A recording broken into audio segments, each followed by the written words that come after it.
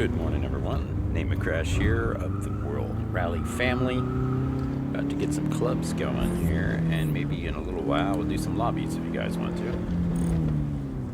So let's get some music going.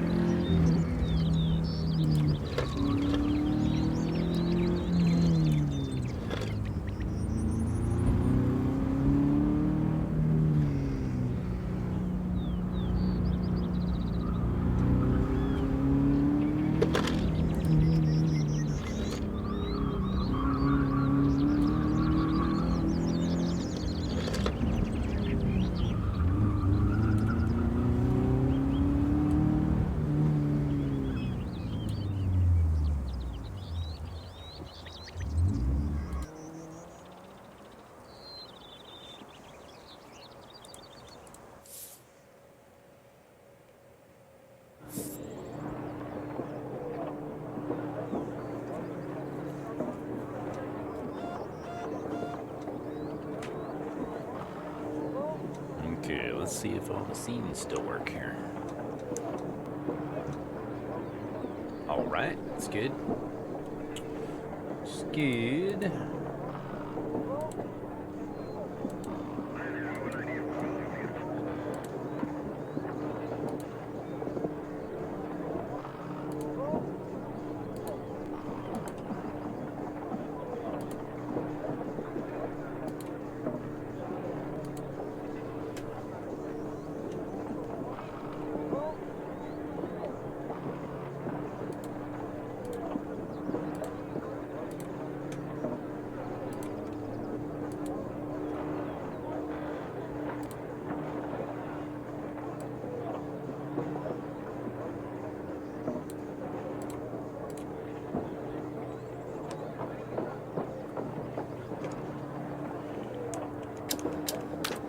Alright, tuning for Finland. Oh shit, that's a big fucking spider. Hanging right over my head.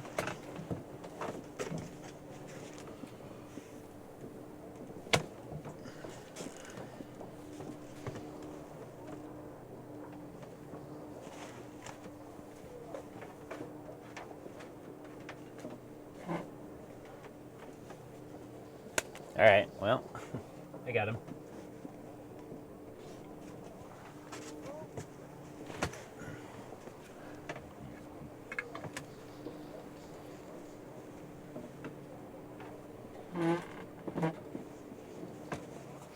Problem with having the sim rig in the basement. Not quite perfectly sealed from the outside world. Okay, so spring settings. Ride height is a little bit higher than usual. Softer spring, softer roll bars. The damping is a little bit higher on fast bump, so that when you hit a hard bump, see fast bump right here. It says fast bump controls how the damper handles impacts from jumps and bumps. Softer allows greater absorption, but the vehicle may hit the bump stop, reducing stability. Firmer may prevent this, but bump absorption is reduced. So it's fairly soft unless I go off a jump, and then it's stiff and responsive. So let's say a little bit of camber, a little bit of toe.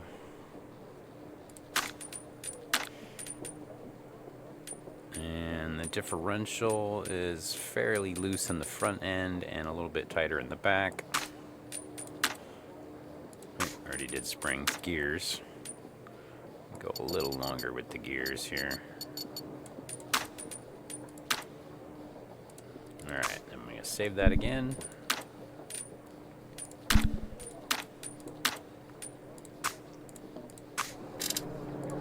Shake down.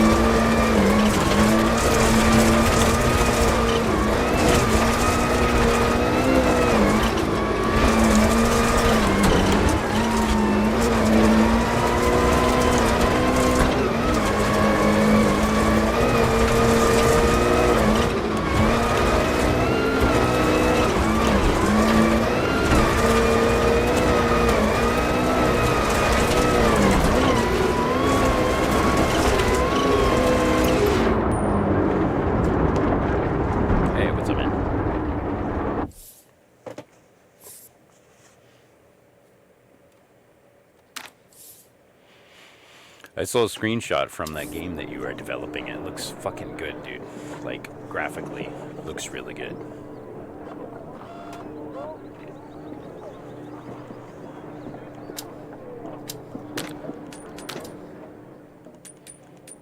I think the damping is a little too much here.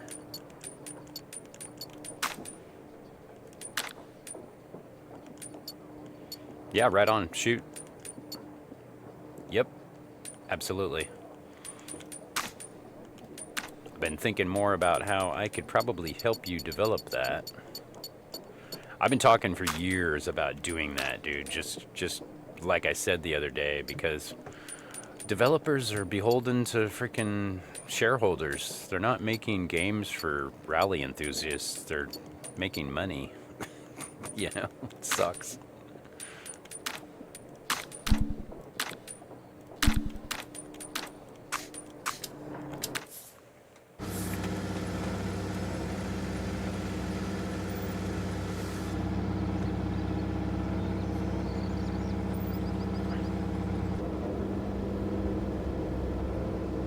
Dude, that kind of thing would be super popular.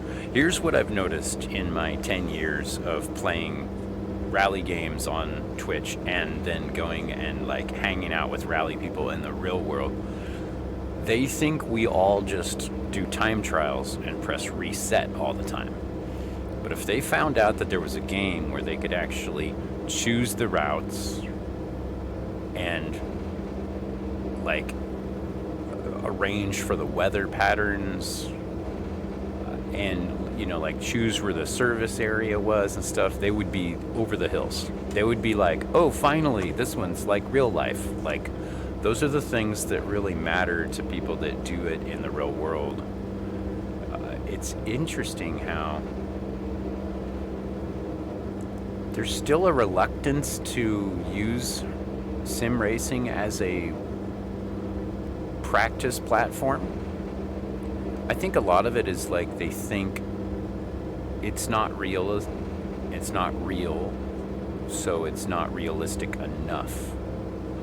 But I mean, if you got to the point where they were having to do the same work that they would do to build a rally in the real world, I think they would be like, well, okay, if we don't like the rally, then we've got no one to blame but ourselves. I mean, yeah, I think that would be pretty dope, dude. Do this shakedown. Another shakedown here. But yeah, I personally like that idea.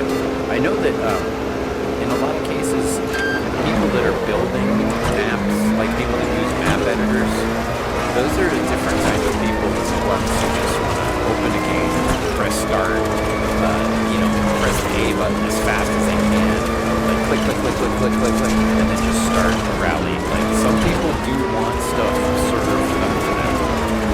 That's why a lot of people have jobs, right? And then some people go and make the business.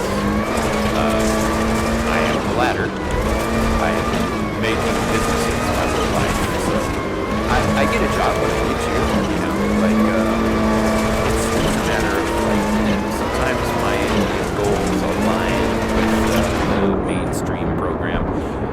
What I mean to say, really succinctly, is it won't be for everybody to do that, picking a layout and doing the event coordinator. So you should probably still have a way that they can do it like auto-generated, right?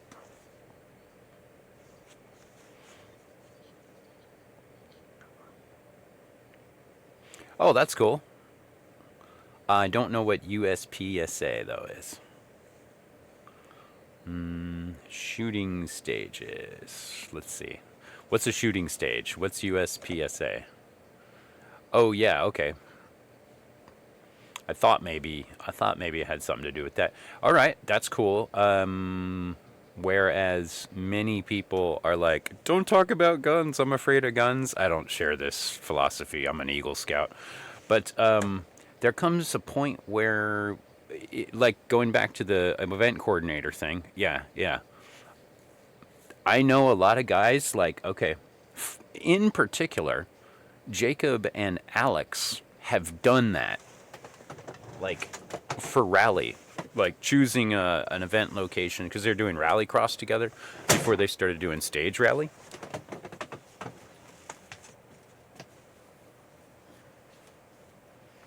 So, you know, some of these guys would really like that flexibility. And then, and then everybody else could just enjoy the fruits of their labor. So, let's talk about how you don't want to make people do too much work unless they want to, right? That's what I've learned. Okay, so like when I make lobbies on this game, I make the rules easy, I make the stages easy, I make it all daytime, right?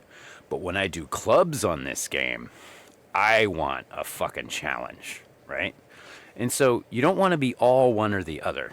Otherwise you end up with this thing where it's like the tryhards versus the casuals, right? And the casuals think the tryhards are a pain in the ass, and the tryhards think the casuals don't try hard enough, right? And then you get this rift between the two communities, right? And I could sense that happening a few years ago, which is where I started telling people, look, it doesn't have to be that way. You can drive the easy clubs, you can drive the hard clubs, and we're doing lobbies with your buddies. You can make it easy, and then sometimes we decide we're going to do like hardcore lobbies, like that flexibility in there to be able to, like, particular on this game, there's different difficulty levels on the AI, but then there's different difficulty levels in the physics, like visual only damage, normal damage, and hardcore damage. See, like those options. Every time you add more options, you add more complexity, as you know, because you're building a game, but you also change the way that somebody can replay the game. I always thought about it like I would go through a Call of Duty game like on the easiest level first, because I wanted to like run through the whole game and just see the story, right? And then I would go back and play it on the hardest difficulty, and it would take way longer, and it'd be way more worth it, like when you finish it, and even to the point of being frustrating. But then when you beat something that's frustrating, that's even better, right? But I have a kid who's 26, but when we were playing games together, I didn't force him to do the hard level, right? We just like go through the levels of difficulty. So keep this more brief for you, but just keep that in mind, where if you can make the options available where people want to skip the event coordinator or have somebody else do it, like let's just say you were ready to launch the game. I would do the event coordinator thing.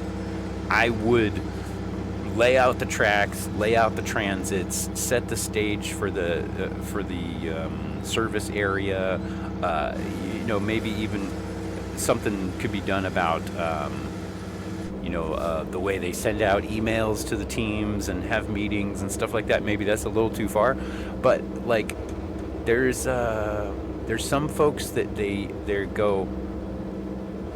Like me, I haven't played the career on this game in a long time. Like this game in particular, I have never done. But I mean, in rally games, when I first got started, that was the thing I wanted to do. I wanted to learn how it all worked, right? So I think that's really good for the folks that are interested in it.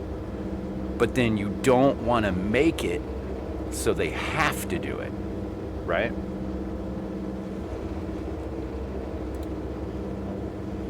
Like, always give people the option of doing it the easy, casual way if they want to, right?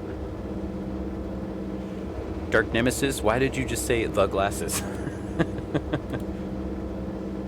Am I missing something? How's it going, dude? Cut signs, stages, checkpoints, service locations would all be drop-ins anywhere on the map, but I would have selectable pre-mades as well. Dude, you're doing it right there, right? Oh, I mean, I've always got my sunglasses right here. Yeah, I'm always ready to go. Always ready to go. Usually this is like after my eyes have gotten worn out, I'll start. But there's no worries. I realize it's part of my signature. It's, my own fault for making this part of the show, right? So that's all right. My hair is almost long enough that I can spike it up again, so it's a little messy right now. But I'm sure you guys won't unfollow over unkempt hair, so oh well. Yeah, career mode. That's, yeah, Mighty Mouse. I think you're getting what I'm talking about, and I'm probably being too verbose about it here. I'm going to just drive this stage. You guys ask questions if you want. Talk amongst yourselves. All that shit. Dark Nemesis and others who might be watching. You guys know that Mighty Mouse is developing a rally game like I've been screaming about for years. That we need a rally game that is led, that gets developed in a way that is more about the love of the game and not the love of the money. Like, that's dope. Like, I would love to help you.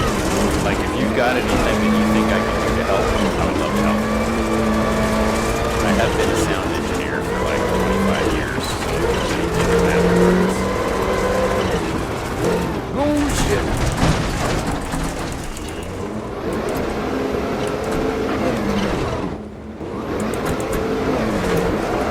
This is what reading chat and dragon gets you. Okay, brother, more noise engine. Your voice is too low to hear. Oh, okay.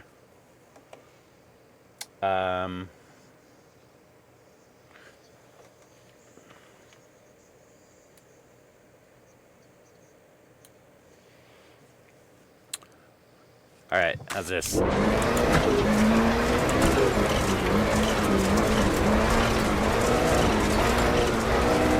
think part of the problem here is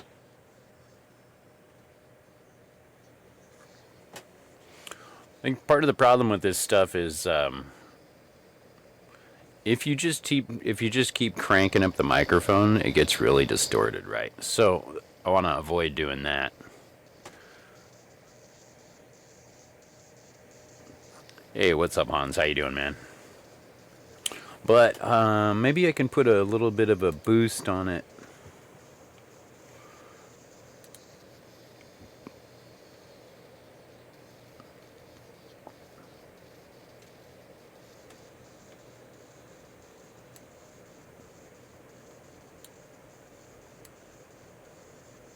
Okay, so I turned down the game just a little bit. I gotta run it to see where it pops up on the mixer. Okay, it looks like now it's just a little bit quieter than my voice. Is that working? Hans, how you doing, buddy? Are you asking me to turn up the music?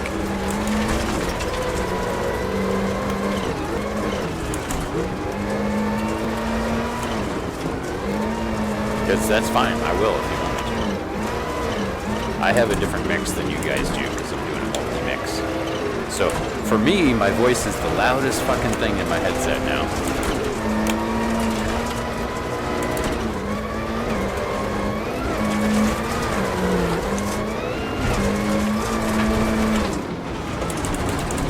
There's also something else to consider. It's all getting crushed into a limiter.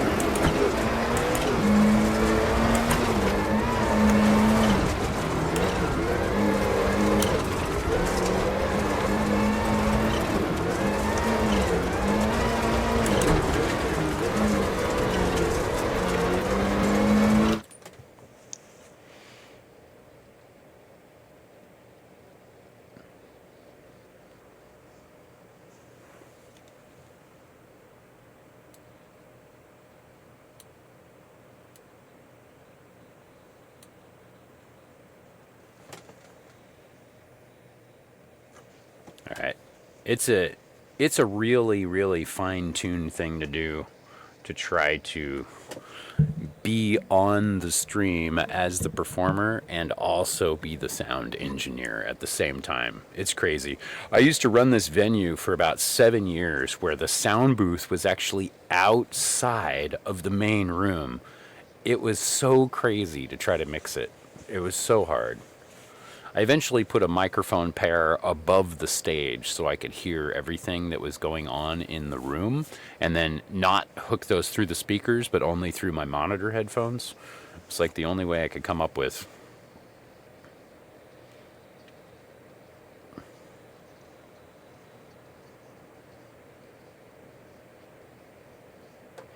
Oh man, you're really far along on it.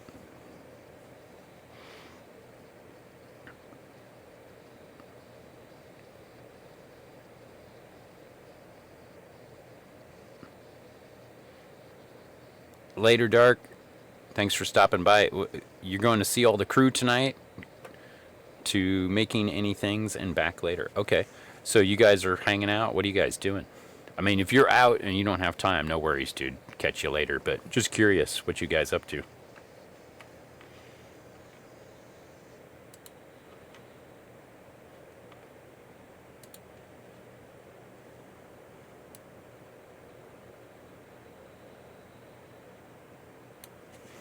Okay, there. I can turn this volume down on my end, and I can hear the car a little bit better. There we go.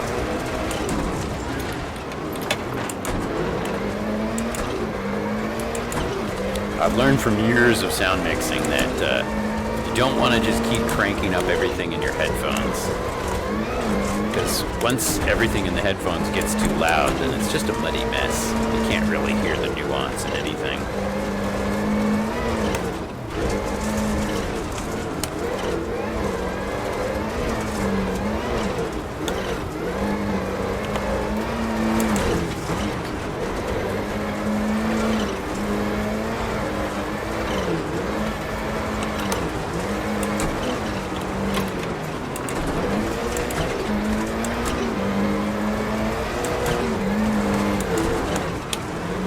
So, as it turns out, guys, I'm going to have a lot more time to do racing in the near future.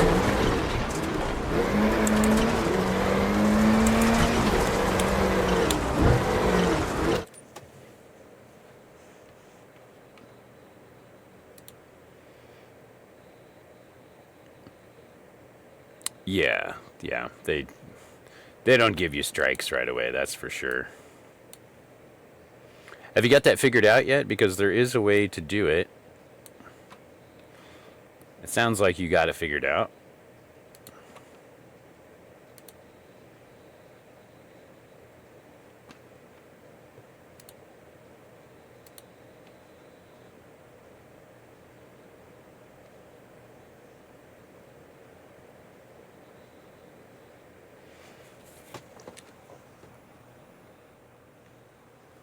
It's a really fine line between clipping and not clipping on the microphone. You hear that? Hear how it just cleaned up real quick?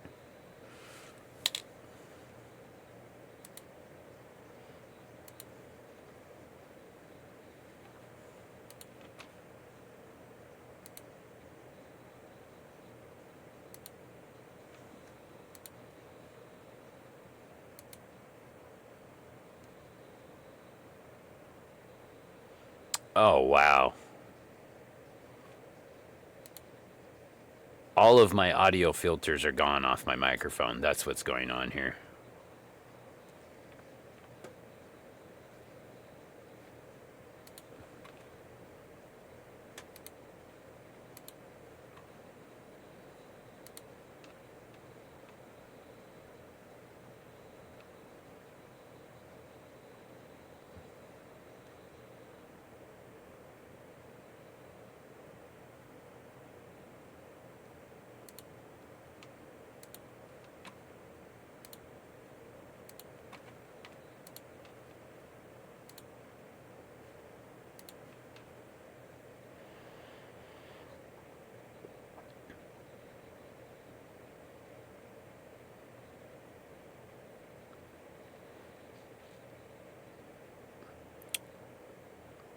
All right.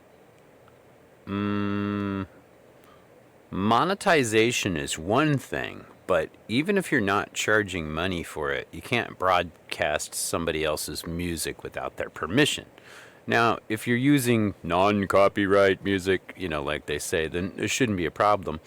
Otherwise, you got to get like email from all the people, right?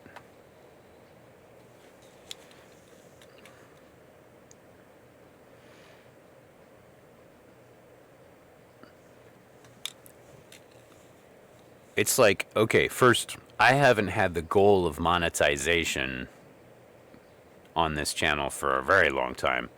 Like, I probably did at first, but not care anymore.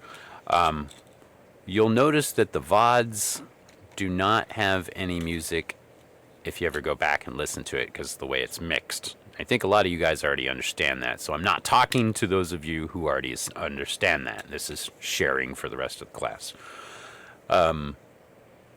If you set it up so that there's two audio sources, one goes to the VOD and one does not, then they let you play the stuff live, but it's not saved. So if your videos are getting replays,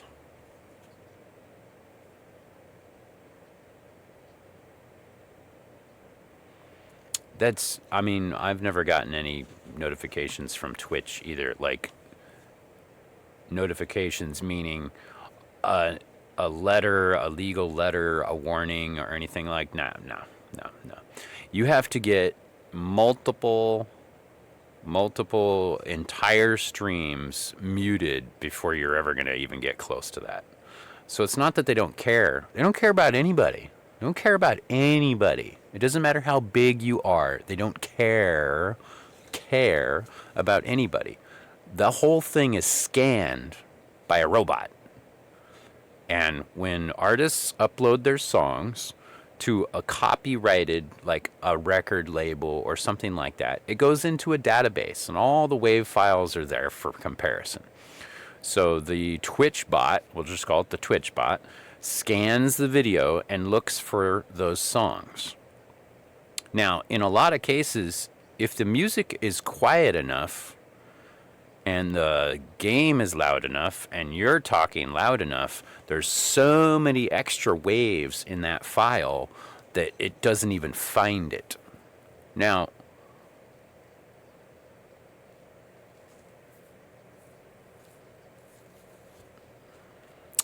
yeah, but I'm not getting into that. Never mind.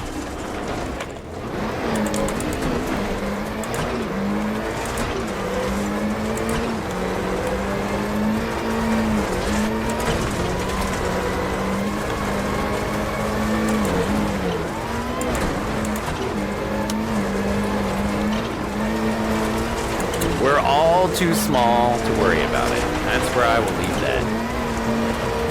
Don't worry about it. Just say it out loud with me. I am not going to make a living playing video games. Because if you're not willing to play the brand new games and pander to all the trends, if you actually want to just be a regular person, yeah, you're not going to make money playing video games. At least not anytime soon. But you know what? People don't like being treated like a cash cow. Like, I mean, if I was sitting here asking you guys to sub every 5 minutes, I don't know about you, but I would leave the channel.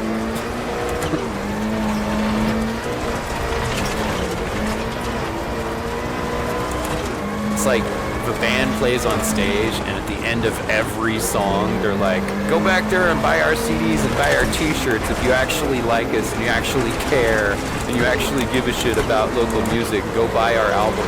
You know, you can say that like once, maybe twice, but if you do it at the end of every song, I mean, people are they're not gonna buy your CD, they're not gonna buy your t-shirt, they're not gonna come to your next show. Like, you gotta do it for the love, man. I mean, that's the basis of all these things.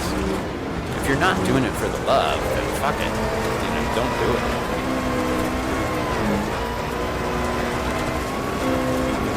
It's nice that we can have music on the live stream.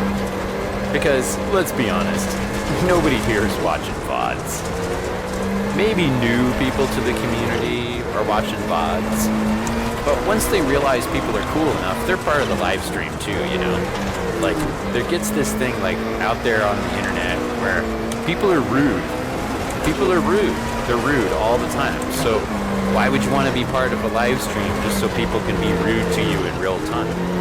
Like, looking at the YouTube comments and the comments on Instagram posts and Facebook posts and all this stuff. People want to argue. They want to argue with random people as well, right? But like, once they realize that That's not how our community works. They're much more likely to just come hang out during the live stream. They're not like looking for a fight by the time I get here. Main thing. It's usually folks that are not looking for a fight. People that are just looking to hang out with some people that know about cars, and you know, sharing music is nice and whatever, but that's not the reason why this works. Like, I've watched plenty of channels where just some guy is really good at driving and he's got music going, and if he's not talking and chat's not talking, I'm not there. Like, I really understand now, at least for me, it is all about hanging out with your friends. And, you know, maybe some of these people know each other more than others, yeah. So, you know, I get some of the guys actually on the Discord call with me on Sunday and that sort of thing when we're doing lobbies. But when we start trying to turn every piece of art in our lives into a way to make money, we've got no soul, right? And man, I'm not interested in that. You know, it's why you guys don't even know about my music. I could be sitting here fucking playing my music all day. I got enough music that I could fucking fill an entire stream with my music, right? Be like begging you guys to fucking buy the album and come to the next show and all this kind of stuff. But no, this is rally racing. We're racing here.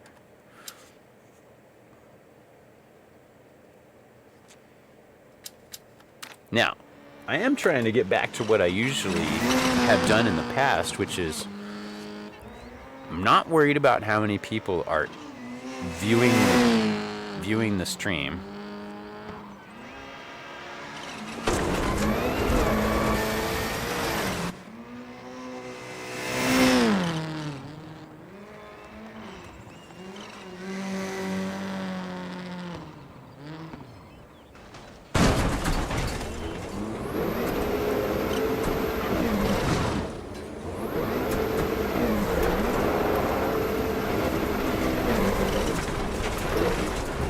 So, me going off the road there is what I'm trying to avoid now. I need to concentrate on driving while I'm driving, and then chatting with you guys while we're on replays. This is the way I always used to do it, and it worked great for me. There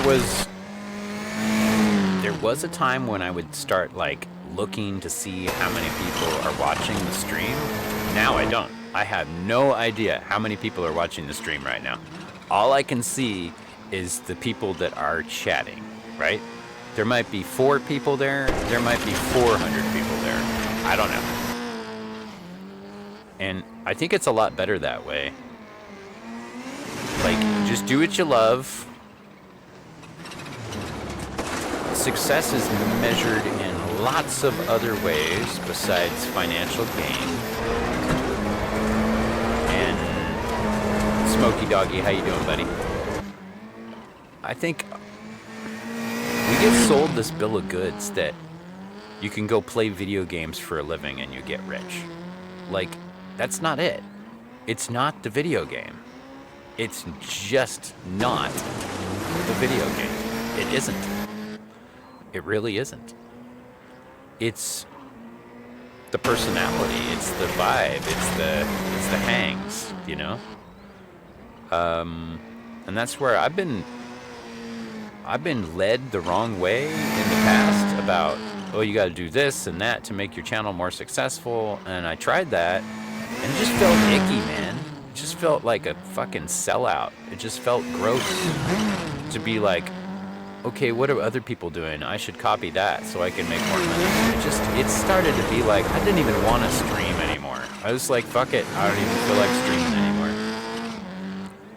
A couple years ago, we had a big snowstorm. A bunch of trees took out like all the telephone poles and everything in my neighborhood. And I didn't have internet for like 4 months. And you know what? I was happy. I was glad. I was glad there was no internet for me. There was just enough on my 5G on my phone connection to join lobbies with my friends Stone and Freitas. And I got back to the vibes. I got back to just hanging out with friends, you know? Like right now, if a couple of you guys said, hey, let's do a lobby, I would ditch these clubs. I would do a lobby. I prefer lobbies. I prefer hanging out with friends.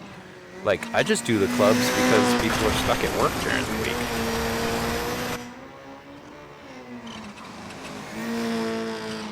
I mean, I'm watching this replay because I like watching replays. You know, I like this car. I like this stage. Which reminds me, I want to turn up the graphics just a little bit because I'm getting like 114 frames. That means we've got room for improvement here. Let's see.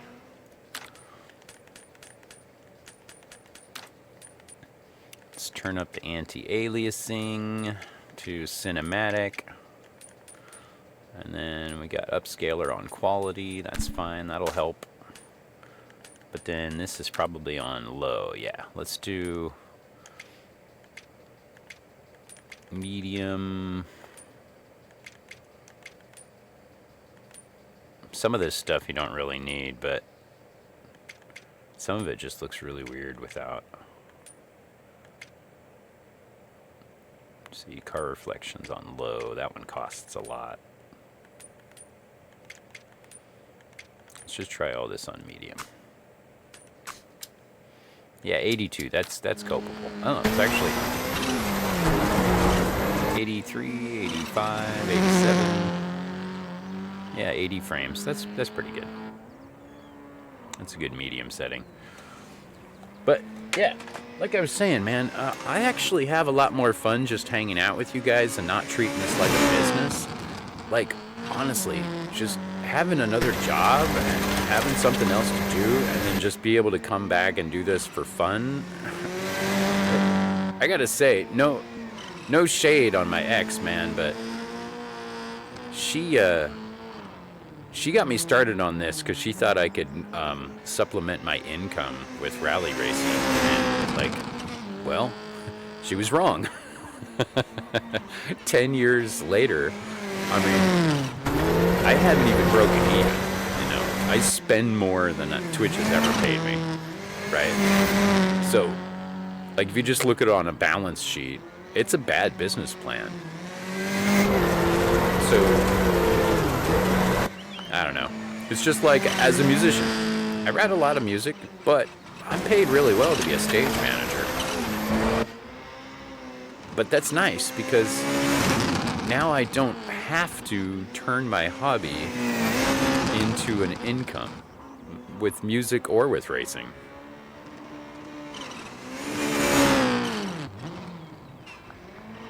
That's my main point, Hans, is just imagine all of a sudden the channel is successful. We got 25,000 followers and 10,000 people are watching every single stream and they're donating money.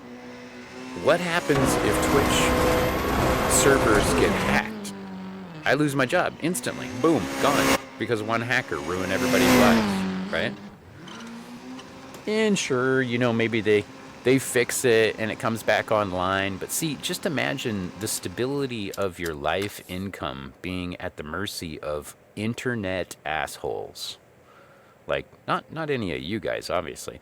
But you know, like, some people come in here just to be fucking assholes. And I'm, like, not into that. I don't deal with it. I have no time for that shit.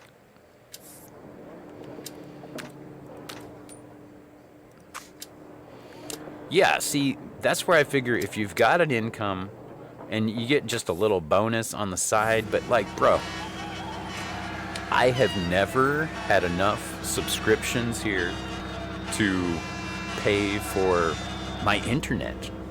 For example, okay, the one time where that's actually not true, the one time where I actually had more than I needed to pay for my internet bill, it was Christmas in the pandemic, and I was unemployed, and Wolvie was the one who dropped like 100 subs or something. That's a fluke. That is nothing we can depend on, you know? Like, you know, bless him for the freaking, for, you know, being so generous and stuff, but that was like, in the middle of a hard time, my buddies had my back, right? And that's something that you just enjoy in life when you're good to people anyway, right? But, bro, it's not a job. Like, if I could do this 7 days a week, yeah, I could probably scrape out an income from it, you know. But man, when I just go do my business, I make like $200 a day, or more. Sometimes I make $600 a day. So why would I put all this stress on, you know, my friends say, oh, you got to subscribe to the channel or I can't afford to eat this month. Oh man, you know, like I don't like guilt streams, you know. When I'm watching a stream and somebody's like, oh, we got to pay the bills, so we, you know, need you guys to subscribe. I'm like, oh, I'm out. So, and I know how I am, and we're all not that different. You know, all of you guys, the rally community, we're not that different. None of us want to be shaken down every time we come to a stream. And it's just remembering that respect for other people that keeps me from doing all that shit. Like, I mean, I could get started on, I mean, we got a list of parts to put on the IMPREZA, right? And I don't know where I'm going to come up with the money right now, but you know what I did? I put in fucking 9 applications for a better job over the last 2 weeks. That's what I did. One of them is $100,000 a year. It's a job I'm perfectly trained and perfectly capable of. And it's a day job, too.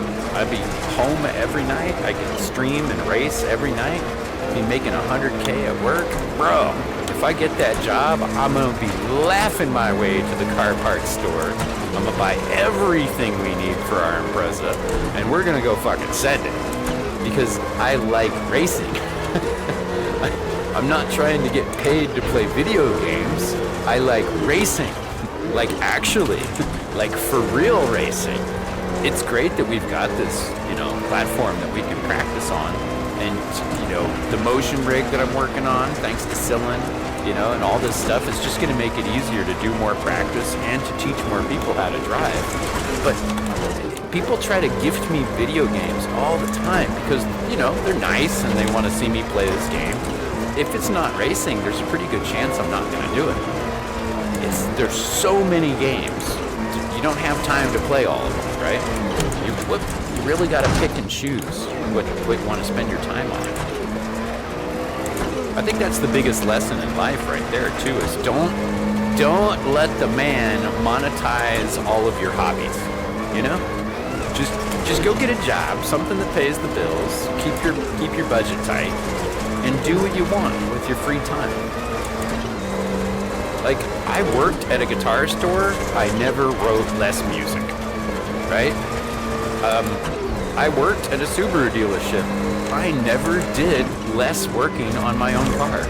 Like, when you turn your hobby into a business, you get burnt out, you really do. And I think as humans, we crave variety anyway, so like, if you get stuck doing one thing all the time, you're gonna get sick of it. This next year, let me switch gears here. This next year with Bridge City Autosports, we have got so many fucking cool things happening. I could start talking about it right now and I wouldn't be done for half an hour. We have got so many cool events happening, and it starts on February 28th with the Driver Skills Clinic at Portland International Raceway. And instantly, I start talking about this and people are like, don't sell me anything. I'm like, bro, it's a non-profit. The only reason there's a price is because they charge us to use the track. We don't make anything extra. Like, we are a group of volunteers who like to do racing, right? I get entry for free personally because I spend my entire weekend driving our old-ass bus to the event, setting up the cones, doing all the fucking work so that I can have $35 waived. It would be cheaper, it would be a better use of my time to just pay the $35 and not do any volunteering. But I like the club, I like the people, I like the vibe. These are my friends. Bridge City Autosports are fucking amazing people and I like working with them. So I interview people, I talk to them about their cars, we do videos, we do all this promo stuff, and since I joined the club, we went from something like 600 members to now I think we have over 1450. And that's just like, I mean, I joined the club like 2 years after it started, or maybe 1 year after it started. And I've been with them for almost 6 years now. I just like making the thing grow so it works better for everybody. We now have 2 track cross events this year because it's so fucking popular that it sells out every time. Get this. We haven't even announced our first event. Like, no public promotion, nothing, not even an email, okay? 14 people have already signed up for it. I'm like, dude, that tells you that people are excited to come do autocross with us. They didn't have to get a post, they didn't have to get an email, they didn't have to have ads, and they're already ready to go. I actually got some help doing the social media this year because there's a couple guys that are professionals in social media that they deal with Facebook and Meta and Instagram all the time. And I was like, great, you guys can do that part. I can just go back to making videos and interviewing people about their cars because that's what I want to do. This is perfect. Dave and Leaf, the new guys on the board, they want to do all the Facebook promo and all that stuff. And, you know, they're a little bit older than me, so Facebook's their thing, right? So, perfect. I just get to go back to making videos. It's fucking lovely.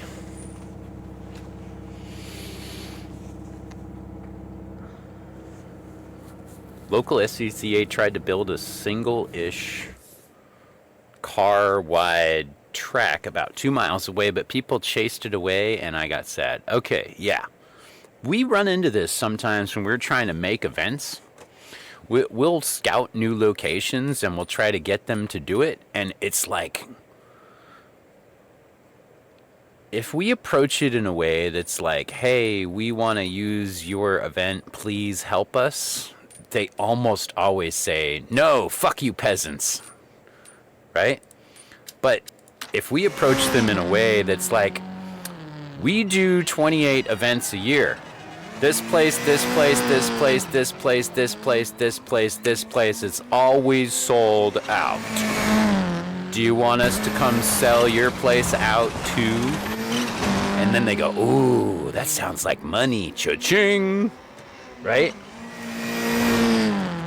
It's so crazy how, like, if you're asking their permission, they say no. But if you're offering them an opportunity, they say yes. It's crazy. Like, it's just the human brain, you know?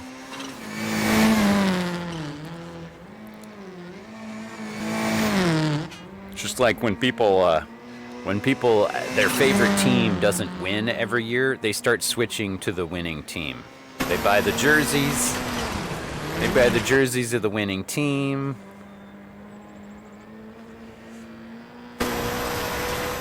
They sell all their old jerseys. They start talking shit about that team that never won. They're not fans of that team anymore because they never won. But like, when you get down to the root of it, I mean, why did the team lose? It's not like they're just cursed or something. It's just bad management. It's always just bad management. They got the wrong goals in mind. Like, almost every one of these stories of the Trailblazers here in Portland, it's like they go, oh man, we really need to win this championship this year or we're not going to get sponsors. Oh, well, okay, now you've put money ahead of the game. Now you're guaranteed to lose, right? So, bro, I love rally racing and I love autocross and hill climb and track cross and all the things that we do with Bridge City Autosports and the Northwest Hill Climb Association and you guys in the World Rally family and the Barrel Rollers and Frolics and with Izzy's group. And like, I like racing, specifically rally racing, you know? I would be doing this even if I wasn't streaming. Like last night, I jumped on, did a few stages all by myself. I wasn't in Discord, I wasn't streaming, I wasn't talking to anybody. I had one of my favorite radio shows going in my ear, and I'm just driving. I'm just driving because I like driving.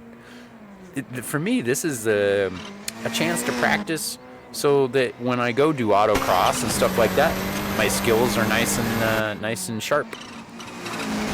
And when I come back from autocross and I jump back on the sim racing, I'm not like, oh, this isn't the real thing, it's not cool. I'm like, I'm better on this too, you know? Like the two, they keep helping. The whole reason, let me just summarize. The whole reason I came to Twitch in the first place was to find people to help me learn how to drive rally cars better. Goal achieved. Like, done.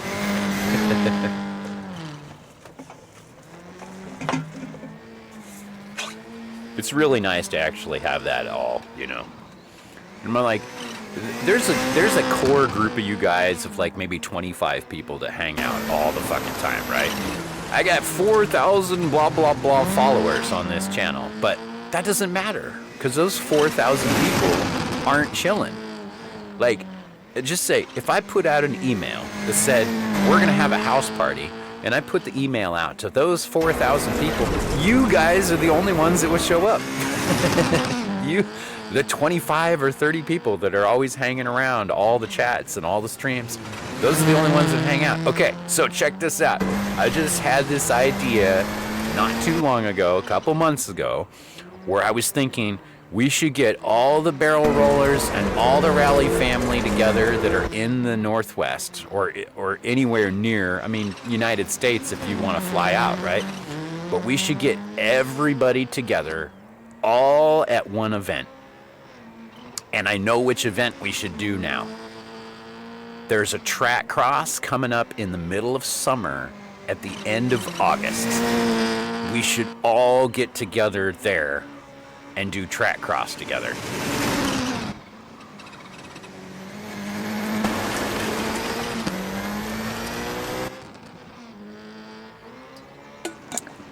Yeah, Hans, you're right. The fact that we've got more than 0.1% viewership based on our 4,000 followers is actually exceptional. And I think that's because guys like me and Wolvie and Rain and Izzy and anybody who's like actually just trying to make friends. We're not like milking our friends for money, you know? Like it's really about the love of the sport, hanging out, chit-chatting, talking about music, you know, like normal shit that we do over a beer anyway, right? Like if you guys were in town for a race, at the end of the race, maybe we go down and we watch a metal show. You know? Like, I'd feel really weird being like, okay, guys, thanks for coming to race. Okay, bye. See ya. I'm going home now. I'd be like, nah, let's keep this going. Let's go down to a metal show and we'll find a rave to go to, and then we'll go to an after party. Like, let's just keep it going. That's how I do shit. But that's how I make friends. That's how it's been for years. I'm like, where's the next party? Let's go.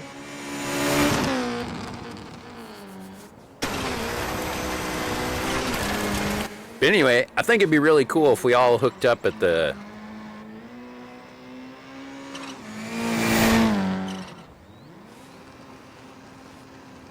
Dude, I love this, Mighty.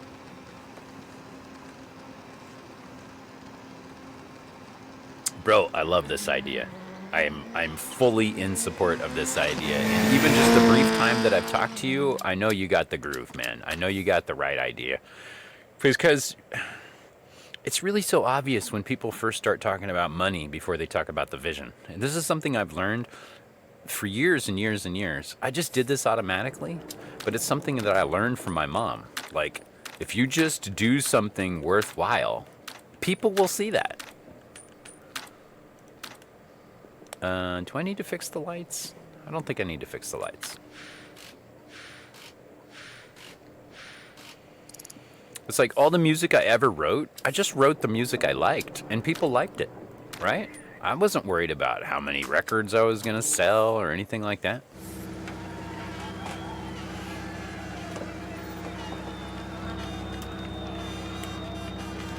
Oh, man. Being an engineer, specifically a mechanical engineer, was one of the things that I considered doing for a living. I became a stage manager and a sound engineer, sound and lights and video, you know, and like putting all of that together into a live stream.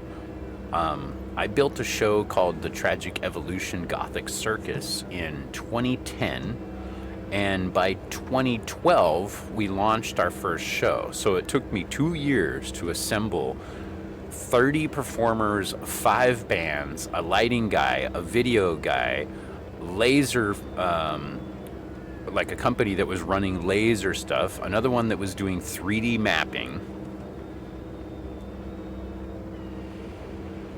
I think the allergy to money, the rejection of money is not smart. It's just a tool. It's just a tool to use, right? But the worship of money and having money and whatever be your focus, it's actually, for anybody, just think about it. Why do you want money? It's not so you have a stack of pieces of paper that you can show to your friends. No. It's so you can take that wealth and go do cool shit with your friends, right? Like, put your kids in college, buy a house for your family. Okay, yeah, everybody loves that part. But then what? Let's say your kids have got college covered and your wife's got the dream house that she wanted and you both got reasonable cars. Then what? Then what would you do? Me? I would buy a racetrack and I would do this shit every fucking day, right? And even knowing that, I know that if I did that for 10 years, I would still get bored. I would still want to do something else. So this is why you have to just like have multiple goals. There's not one goal in life, you know, multiple goals. Like stacking experiences on top of experiences and just keep going. And it's not about just one thing or one goal.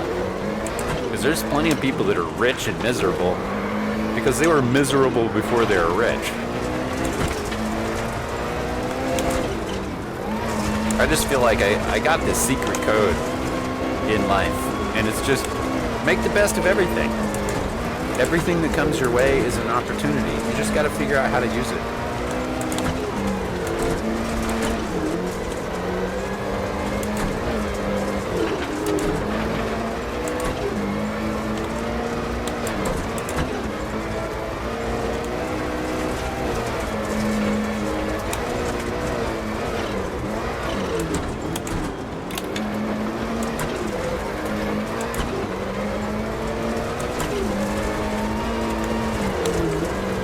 Yeah, I mean, the meaning of life is that there's always another project.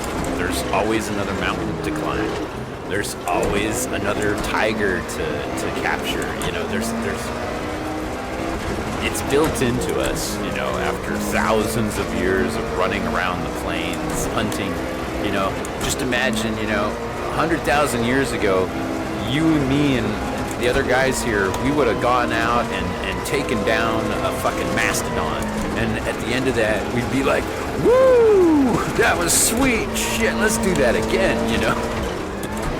It wasn't just that we get to bring meat back to the tribe, you know? And it wasn't just that we could prove to our significant others that we were capable men. It was also the challenge of doing a hard thing, right?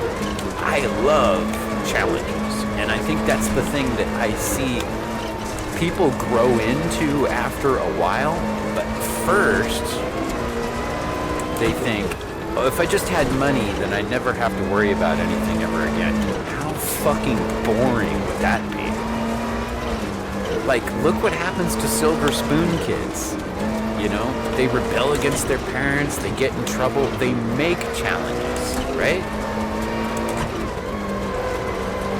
So, I think if we choose healthy challenges, we don't get stuck with unhealthy challenges.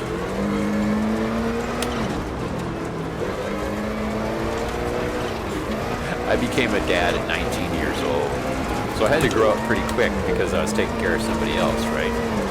And when I went around telling my friends, oh yeah, I'm gonna be a dad, I had a smile on my face when I was saying it, and they were like, oh man, I'm so sorry. I'm like, bro, I'm not dying of cancer, I'm having a kid. My life's not over, it's just getting more complex. Like, that whole attitude of, well, you won't have time to do whatever you want anymore because you're gonna have to take care of your kid. And I'm like, I do everything I want with my kid. What's the problem? I mean, short of getting drunk with the boys, yeah, I mean, I'd leave the kid with a babysitter if I was gonna go get drunk with the boys, but everything else was like, you wanna go camping? Take the kid with you. Wanna go snowboarding? Take the kid with you. You wanna go see a metal show? I just bought my son these big, huge, fucking 50 decibel headset so that his mom would be okay with him going to the metal show. Like, all that. It's not that hard. The only reason being a parent is even considered unattainable right now is because of people's finances. You fix the financial problem.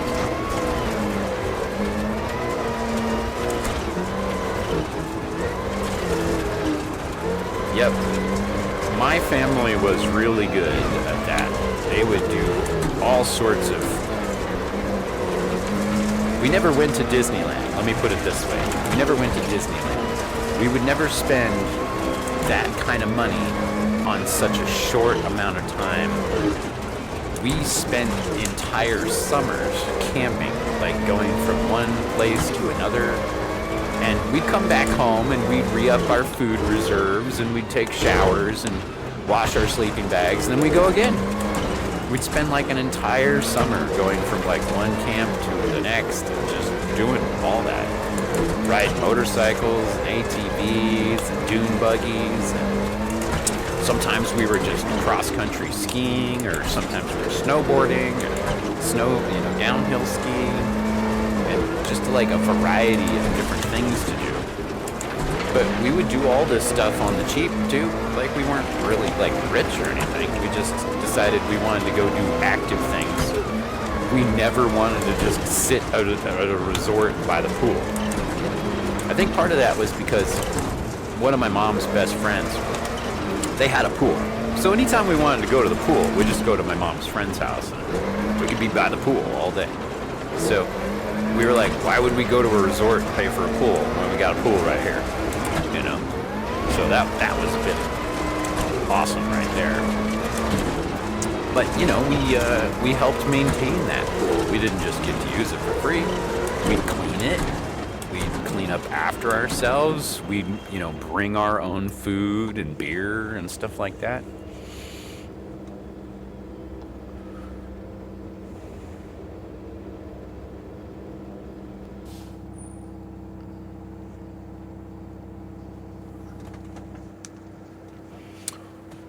Getting back to the original subject here is, do not let the world convince you to turn all of your habits into a money-making proposition. Like, when I tell people I'm a musician, they want to know how successful, and what they mean is how rich, how much money, right? But get this, between the ages of 17 and 25, my buddies and I toured the fucking West Coast, man. We toured the West Coast. We toured the shit out of all the places that would have us. Like, we really had a good fucking time, bro. We were living the dream. We weren't rich. Like, we weren't personally rich. But we paid the bills. We made ends meet. We put gas in the tank and food in our bellies and beer in our hands, Like, we were living the fucking dream, bro. Just a little bit of organization, and we had our own manager that we hired ourselves, so we weren't, like, beholden to some record company. We put together 5 bands, and we just fucking toured the West Coast. We never really came up with a name for the group of bands, but Man, my buddy Brandon, he did just such a fucking great job. We paid him 1/5. So there was 4 of us in the band, and we paid him 1/5, right? So he was like the 5th Beatle, right? So anytime he would do the work to book us a show, he just got to spend the rest of the time schmoozing, talking to people, chatting up girls, and having drinks, right? All of his work was done up front. So we'd get there, we'd get to the venue, we'd do sound check, we'd get, prepared, we'd get all tuned up, we'd get warmed up in the dressing room so that we were like ready to go. So when they called us up on stage, man, we would fucking rip up there and set up our shit so fast because we actually wanted to be there. You ever go to these shows where you see these bands and just like they walk out on stage like they don't even know there's a fucking audience waiting for them to get their shit set up?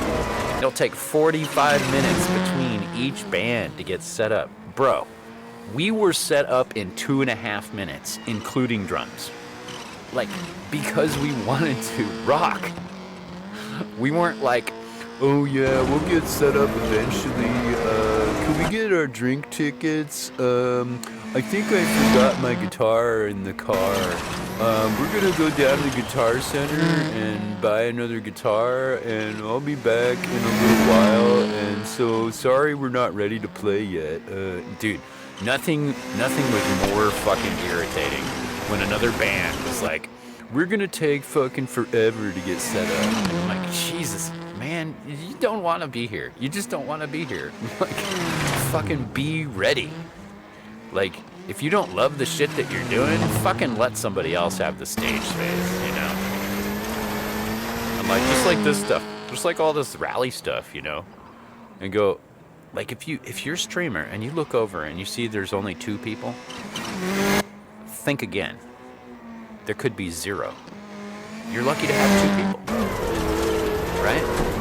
And then if you look over and you're like, oh, there's only 20 people watching the stream and nobody subscribed. We'll go, okay, yeah, you don't have any subscriptions, but you got 20 people watching your stream, right? That's fucking cool, right? Because it's just a fucking video game. Any one of these guys could go home, plug in, and play their own fucking video game. So why are they there? They're not there to watch you play a video game. They're there to hang out, right? So it's just really just fucking mental attitude, man. It's all attitude. Like, if you think the world owes you something, you're wrong. The world don't owe you shit. Doesn't matter how talented you are. Doesn't matter how good you are. The world does not give a fuck. But if you give a fuck, if you want to do it, everybody will notice.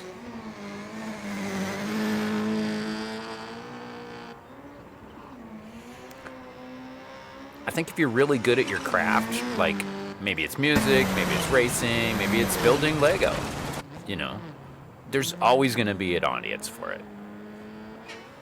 Yeah, 20 people is a lot in a room. Yeah, for sure, Hans. Yeah, exactly. Like, back when we first started our band, we were playing live shows.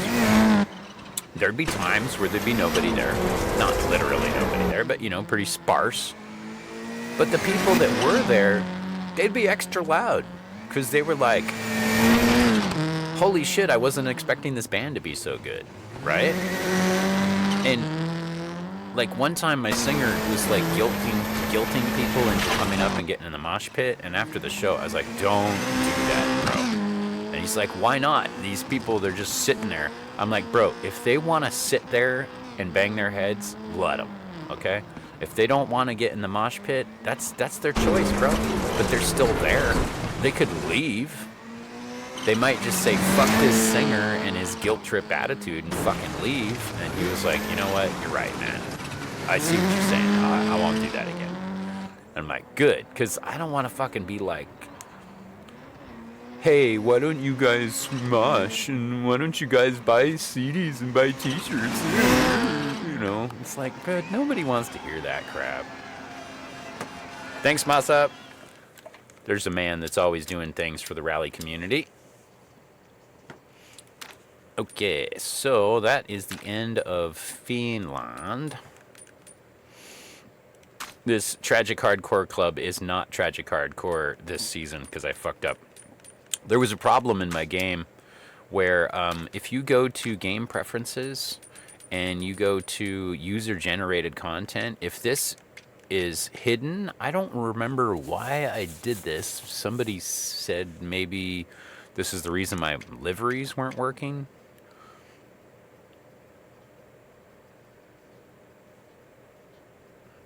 I think some people do like CDs, yes. And some people like records, yes.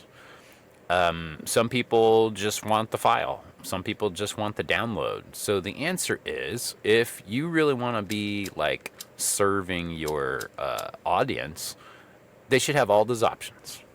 All those options. And there's a way to do that. Anyway, what I was saying is that setting there where the user generated content was hidden or visible, it was making it so the labels on all of these clubs were saying WRC Club, WRC Club. Like, they all looked the same, right? So I accidentally put World Rally Family stages onto Tragic Hardcore Club. So these two are flipped this season. And as opposed to going back and trying to fix that, I just said, you know what, fuck it. People just want to drive. It doesn't matter. As long as I keep making clubs and keep making shit for people to drive, people will drive it. It don't matter. Just don't bite it.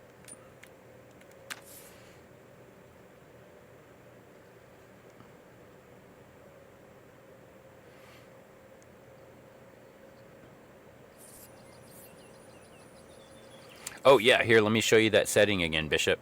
Go to game preferences, and then go down here to where it says user generated content and put that on visible. Sounds like you did the same thing as me for some reason. Maybe the game broke and shifted this on its own. But yeah, that's what did it. And then I guess cross-platform play, if you turn that off, that could do it too.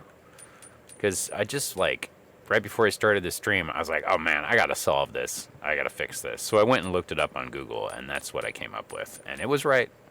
Make sure that's on, and make sure that's on visible.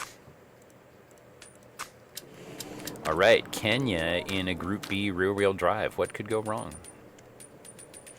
Let's say, let's try this Mexico tune. Mexico tune I usually set up pretty live and loose. Yeah, I see the ride height's really high, but the springs are kind of medium-ish. Let's try that.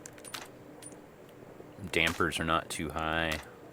Differential's pretty tight. Braking is, that's pretty loose braking, but brake bias, interesting thing about a mid-engine car. If you put all the brakes in the front, it'll make it turn better, but it'll make it really easy to like spin too. So like if you hit the brakes too hard, the engine will get in front of you. So I prefer to do something that's like not 50-50, but even if you did 50-50, you still have more weight in the back than you do in the front. Right? So anything past 50 is actually a front bias in these cars. If you have a front engine car, imagine that 65% of the weight is in the front. That means if you put the brakes up to like 60 or 70, you're just barely front biasing it. I could explain this in more depth if you guys want, but this is what I do. Go about 60, which is just slightly front bias for a mid-engine car.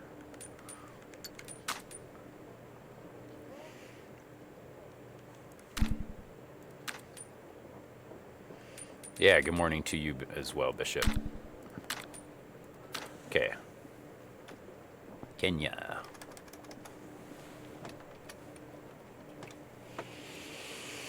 Oh, man. So, in other news, I was laid off from the body shop. They are not busy enough, and they cost themselves a bunch of money earlier in the month because they made a bunch of fucking mistakes.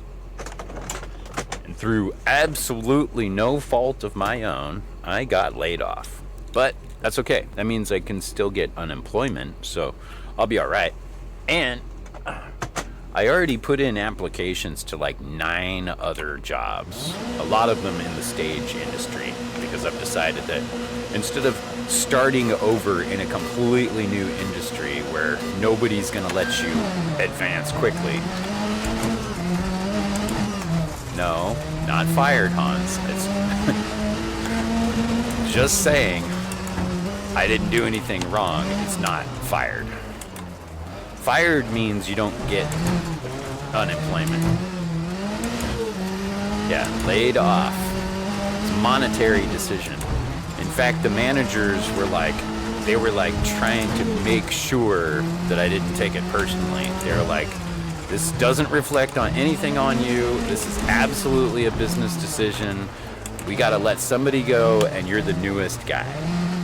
Now, I could have said, hey, I think I work harder than these other guys, but I was just like, it's fine, I'm done. It's okay. It's like, I'm just recognizing that working for yet another corporation is going to force me to start on the bottom rung of a skill set that I already have. Like, I already know how to build race cars, right? But this corporation, they'll never care about that. They'll never go, oh wow, you've built actual race cars before? We should fast track you into a service department where you could be dismantling cars. They'll never do that. Because it's a corporation. They make all of these decisions based on, lawyers and corporate protocol and stuff like that.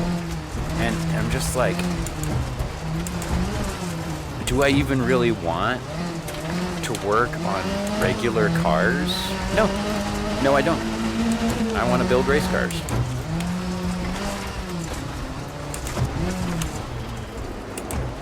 Yeah, and there's no way to just go get those certificates because you know the information. I know the information. Like if somebody were to say, pull a car, any car, pull that car in and say, okay, strip this down, take all of the body panels off of it in less than 4 hours. No problem. I got you. I won't even break anything, right? But they don't do that. They don't do that.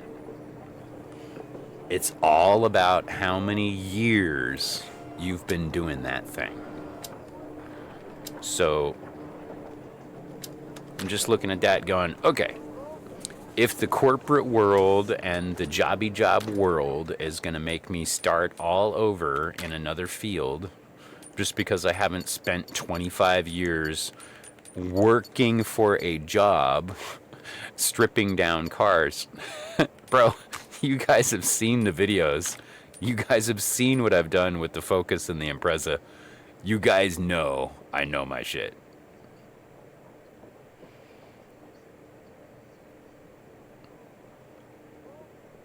Yeah, right. I mean, they're still stuck on ASE, and it's not the same as having like real life experience. And that's the thing where I got, okay, if I'm gonna go get a job, like a regular job, I'm just going back into music stuff. I'm just going back into stage management, and there's a couple of really big companies here that I already applied to. One of them I've worked for before. Another one that I've never worked for, but they are just like regular events, like family party, show up with a truck and a crew and some speakers and some lights and set it all up, and it's $100,000 a year. So you got to know how to do all that, right? It's not something that you can fake. So if I get a chance to do one of those things, it's just going to be like, boom, right back into high income, I was just like, hey, this job's nearby, something I could do for a little while, maybe learn a little bit about doing Bondo and doing paint and stuff. And then after watching these guys do it, I'm going, I already know everything I need. Like, I know how to fix the IMPREZA that we've got. Like, I already know how to do all this stuff. All I got to do is just do it. So, go back into my forte, which is stage management and event management.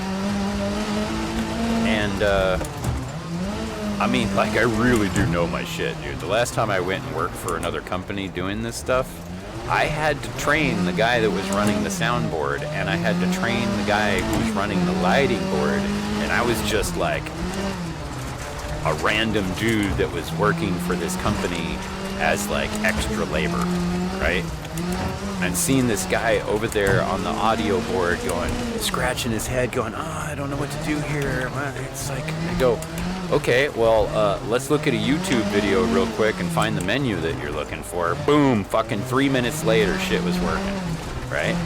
And then later on, he's like, how do I do this, Nate? How do I do that? And I'm like, bro, you need to learn how to research. I'm like, you don't even need me. Just like, take the board model, go to YouTube or go to the manufacturer's website and read through the whole fucking manual, right?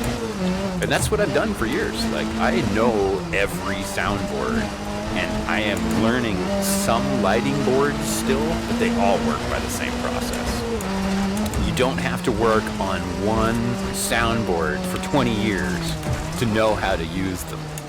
Like, they all work the same way. You just need to know where the menus are, where the switches are, where the different modes are, how to set up different multi-mixes, you know.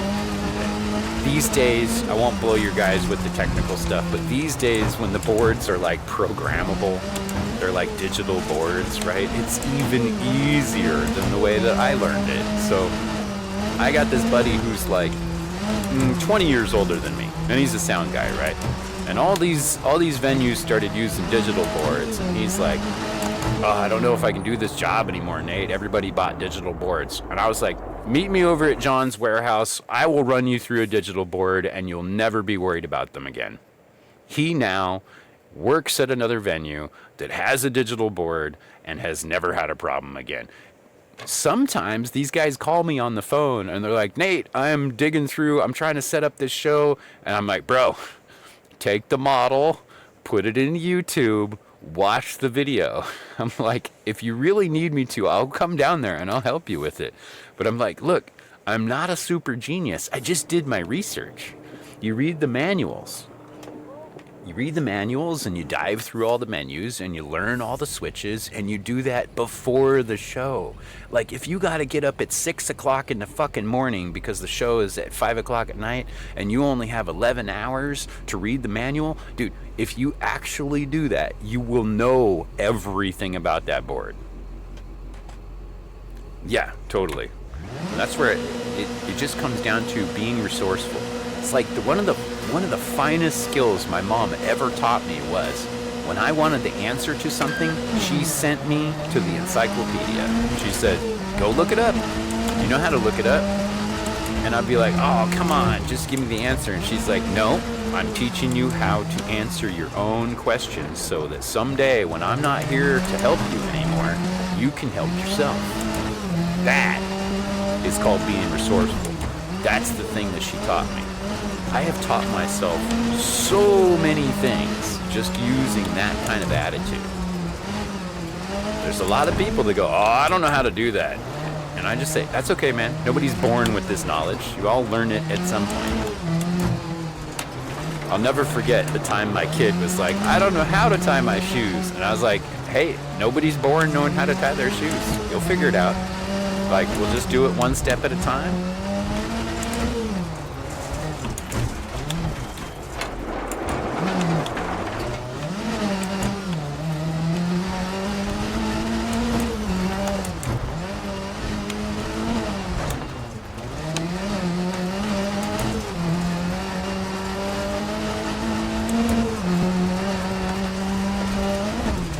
So crazy how society has basically set it up so that you learn one job and you do that one job for your entire life. I mean, bro, no wonder everybody's so depressed. Jeez. People go, I don't know how to work on cars. I go, yeah, but you could learn. I go, I don't have time for that. I don't want to learn that. I don't have time for that, you know. And like, that's the choice. That's the difference. You could learn and you could make time for it, but you don't want to. That's different. That's different.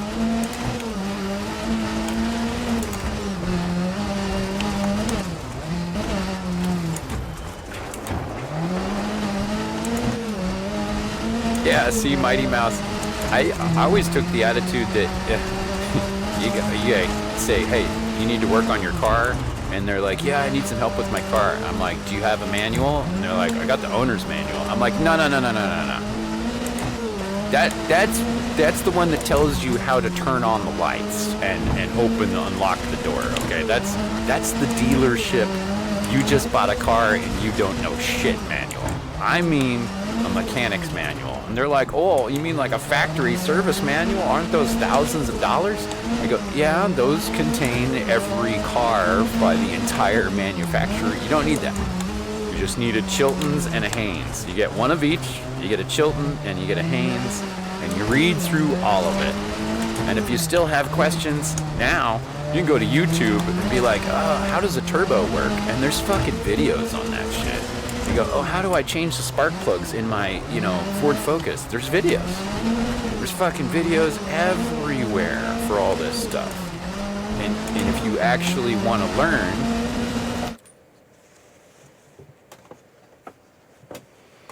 yeah, X32 is great.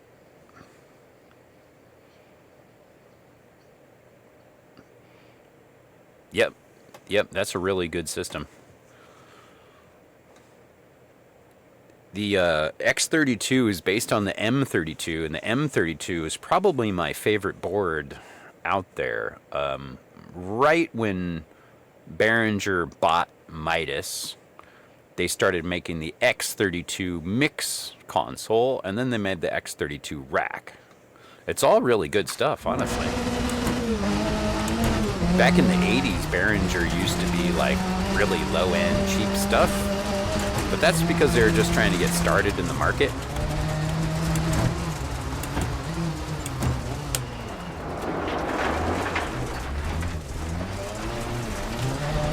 I think the overall, without the details here, the overall subject is, if you actually want to learn something, you will. If you want somebody else to do it for you, you will pay. So, if you don't have the money, that's a really good time to get curious about how to do it yourself.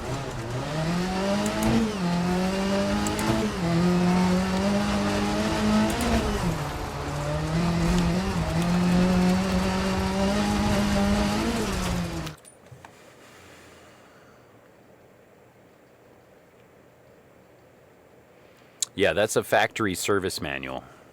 Yeah, that's like everything that a mechanic would need to know.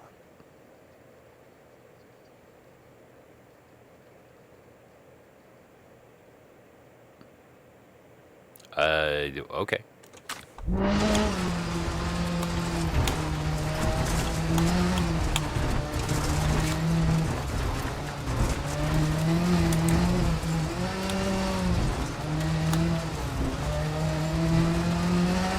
Like, I just became really aware of, there are people that will try to get you to do shit for free just by saying, woe is me, I don't know how to do anything, I'm a poor little baby that can't fight my way out of a fucking paper bag.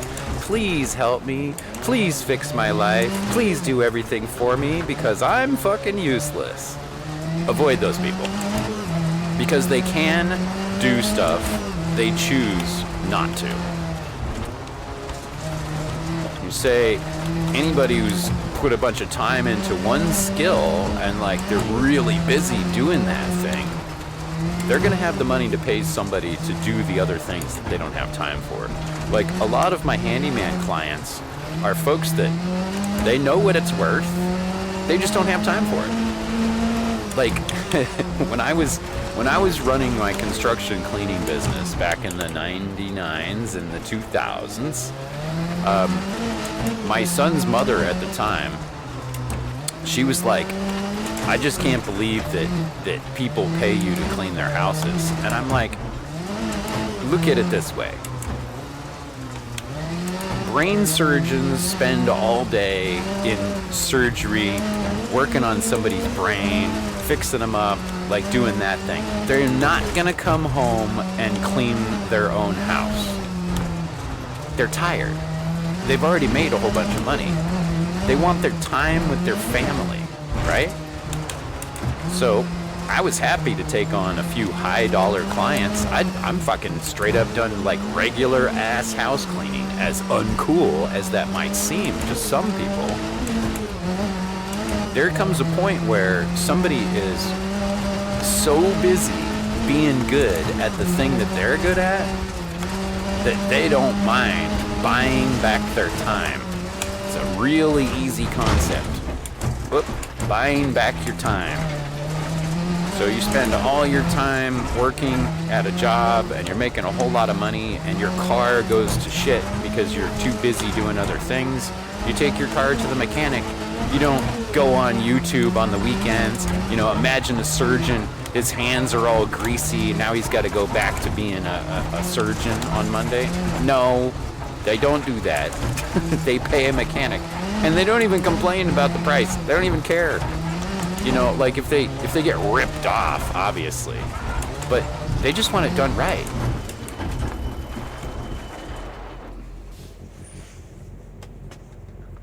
Yeah, Mighty Mouse, you got it, man. That's exactly it. And like for me, I mean, there's lots of stuff that I could go and learn and do. Like I'm mentally capable of doing this stuff, but you know, how many things do you have to do yourself? There actually comes a point where even if you just look at it like this, say you make $20 an hour and the mechanic wants to charge you $25 an hour. You should still not think about that in terms of, well, he's charging more than I make per hour, because the time that you will waste trying to figure out how to fix your own car will take you away from your job for at least an entire weekend, maybe a whole week. Maybe you ruin your car. Maybe you end up having to buy a whole new car. So paying somebody to be that expert for you and skip the learning curve, that's the reason why the mechanics are $50, $60, $75 an hour. They're not ripping anybody off. They spent 20 years getting good at what they're good at. That's the reason I don't work for minimum wage anymore in the sound and lights industry. If I did, I would end up on a job where I know more than the people who are in charge. Like, you actually have to come in at your skill level. Like, you know, if you're trying to start a new career, something you've never done before, you know, they always say you gotta start from the bottom, right? Right? But that's old thinking. That's really old thinking. Like, if you're mentally capable of doing high complexity jobs because you've done other things, that is transferable to lots of other jobs. You just got to learn the technicals of those other jobs. Like, I could start building PCs right now. I know enough about building PCs, I could build PCs right now. But do I want to spend my weekend building a PC when I could be out racing? No. I'm going to pay a guy to build a PC, and I'm going to go out racing.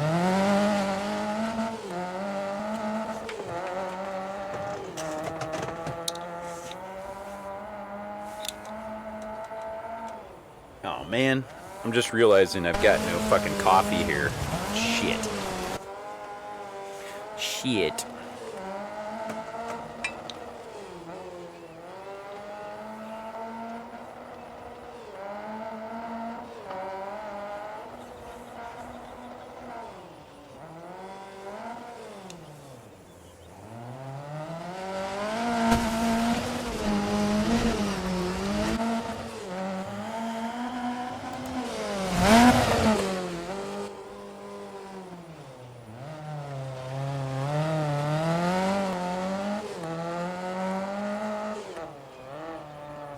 Yeah, and that's a really good case right there, Mighty Mouse. You actually were able to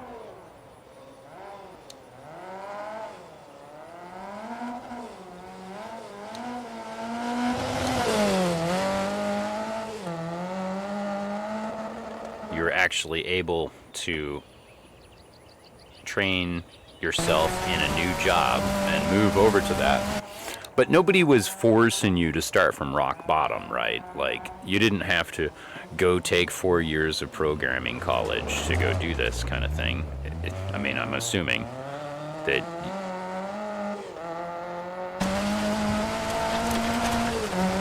My point being that you didn't have to spend another 20 years learning a new job. That's really old thinking for people to say, oh, you don't know anything unless you've been doing it for 20 years. Yeah, that might apply to slow people, but that doesn't apply to intelligent people. Sorry to have to say it that way, but that's the difference. Hey, Wolf, how you doing?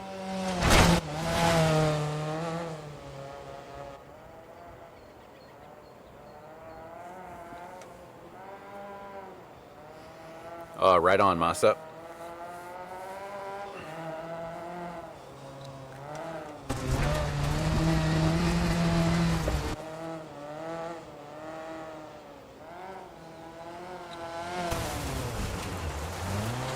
Yeah, you can have a degree and still not know shit about how to do it. Like, I used to get people that would bring a resume to me in the sound booth.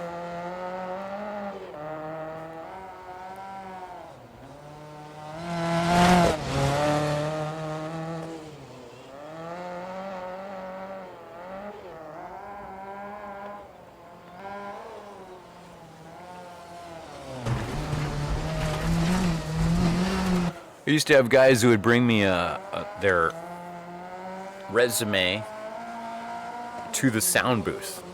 And, like, if you're a sound engineer, you already know where I'm going with this. For one, the sound engineer is not in charge of hiring at a venue. For two, if you're handing the sound engineer a resume for being a sound engineer, he's gonna shred it. I mean, I didn't. You know, I just tell the guy straight up, say, look, there's only enough budget in this fucking place for one sound engineer. You basically just applied to me to get my job.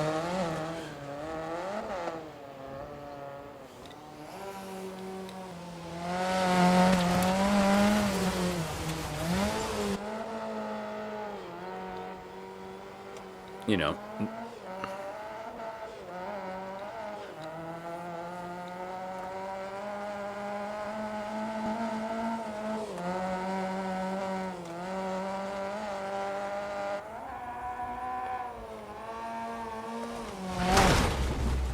Oh, that fucking little tree got me.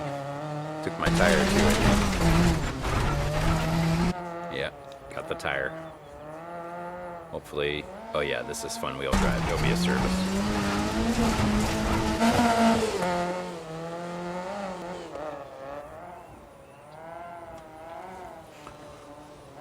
Oh man.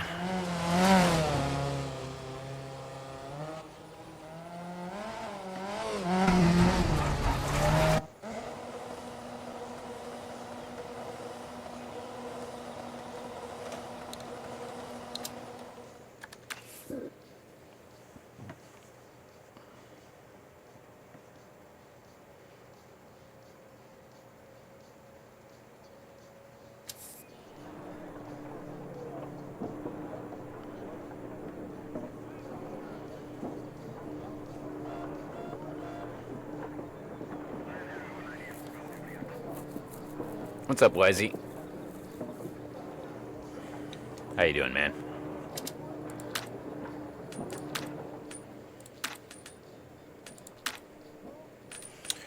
I listened to a really cool podcast the other day that you guys, you programming guys, would really be into. Just a moment, I will give you the link to it. I think the thing that would really catch your attention is when you run code to the point where the system halts, you can verify that the system will halt.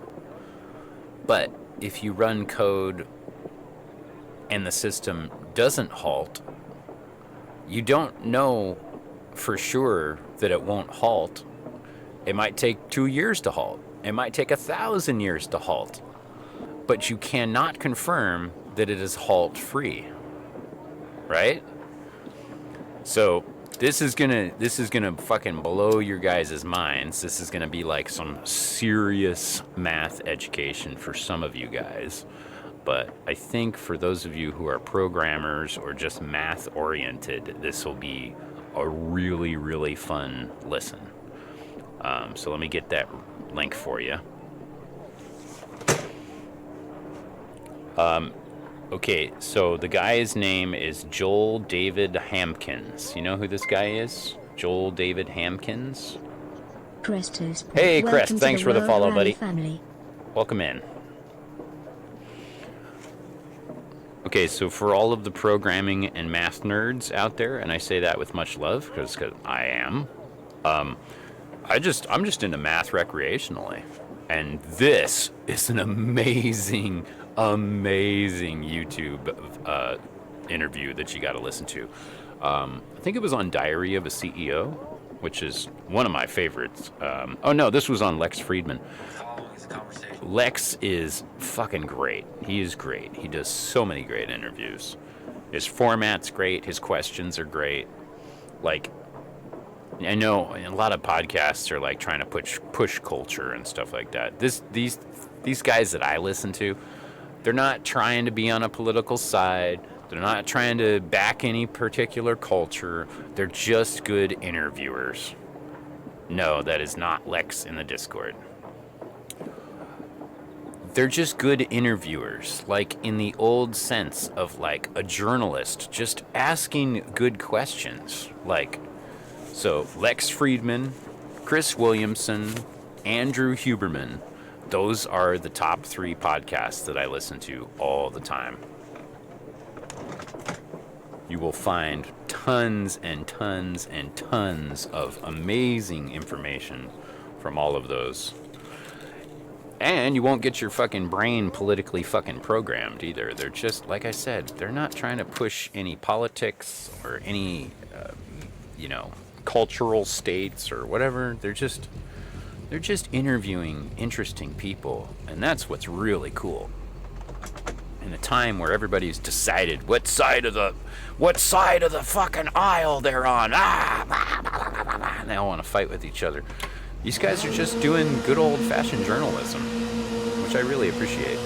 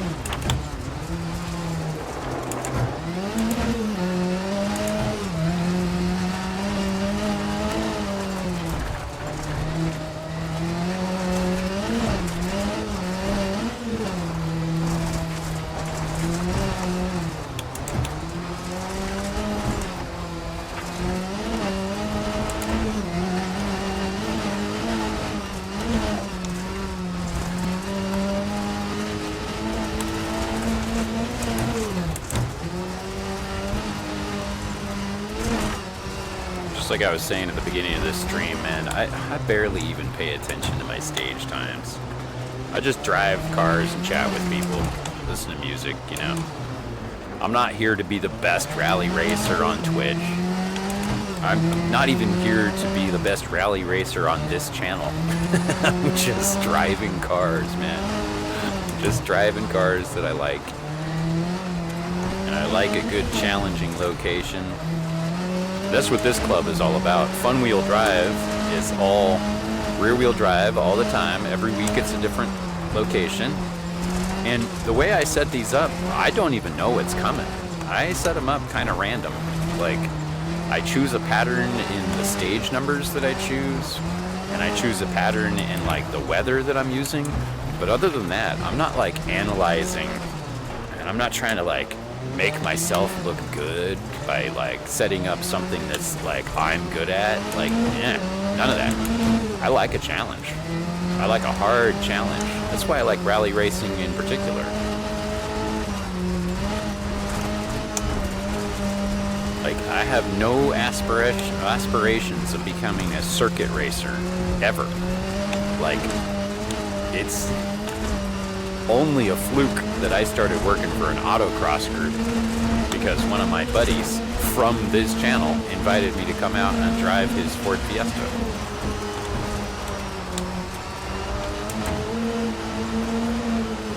And even to his surprise, he didn't even realize until a couple years later, I'm on the board of directors for that group now, and have been for like 6 years.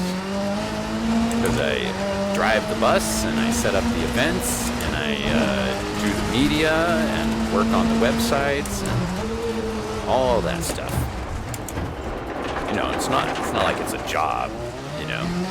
I'm not saying I'm a rich race car driver or some shit like that, because all that ego bullshit can fuck right off. What I'm saying is, I like driving cars, and I've made an opportunity for us to go do it cheaply together as friends, and that's what has opened up. That is what the opportunities are. So imagine trying to impress random people on the internet. Like, how low does your self-esteem have to be that you're like, hey, I'm a cool guy, and I'm gonna prove it to all you random people I've never met before. Like, you, man. Get help, you know? I was always just doing this for fun. And then, you know, I'd get a good time or something, and I'd be like, oh man, this is cool, and watch the video, listen to some music, and then people just started showing up. I never said I was good. I never said I was rich. I just like racing. Hey, there's Freitas. What's up, Freitas? My good buddy Freitas.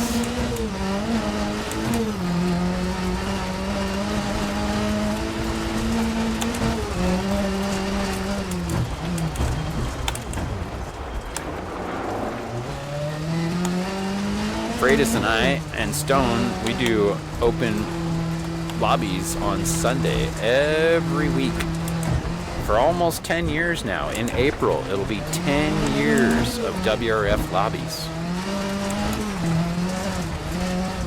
Oh yeah, no worries, Freitas. Go get a good workout, buddy. And hey, short before you go, I got laid off, but it's good because I still get unemployment, and for now I've got more time to race with you. So if you want to do racing with Buzz on Friday, that's what I'm gonna do. So we should all race with Buzz and co-stream with him on Friday on AMS2.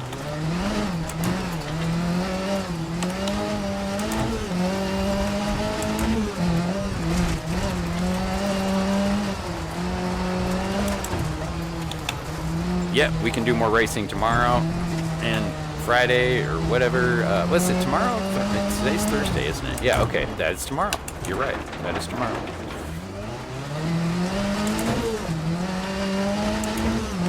See, my friend Freitas there, he found us when he was laid up in the hospital looking for something to do, and he started watching this channel. And now he's part of the family. He's one of the streamers. He's one of my homies. I will go visit him in Madeira one day. Probably be another year or two, but that's the plan, man. I'm like, real friendships, you know, not parasocial, fake-ass fucking bullshit relationships, but I mean real friends, man. That's what I'm into. None of this performative fucking, oh, you subscribe to my channel, so you're my best friend now. Dude, if you guys want to donate, awesome. I will do amazing shit with the money. I really will. You will see. Just check out the YouTube channel. Like, I always do shit with that, you know? But I mean, we're talking, I've not spent more than $1,000 per year for the last 5 years. And I do an event every month from February to October. You know, like, dude, I'm winning. We're winning. Like, as a community, we're winning. Because we can go do racing. There's Freitas right there in front of me.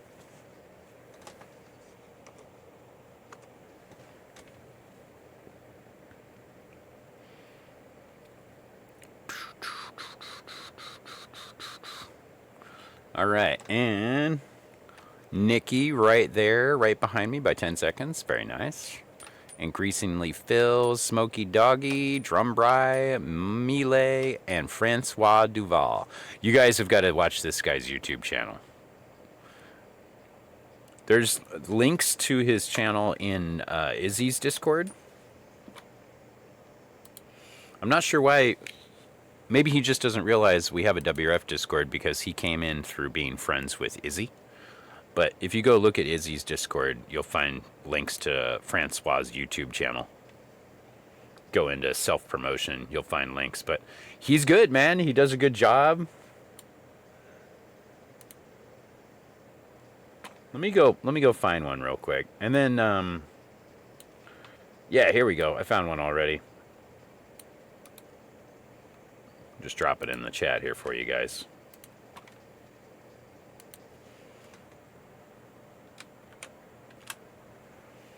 There you go. And that's actually him playing this club. Kenya Group B rear wheel drive and Poland WRC 2. Yep. So if you want to see Francois run on this club, I just gave you the link to it. Fucking A. He just did that this morning, too. That's perfect. Perfect fucking timing, bro. But, you know, I appreciate it when people just kind of do it for the love, for the craft, and aren't, like, trying to be selfish money hoarding, you know?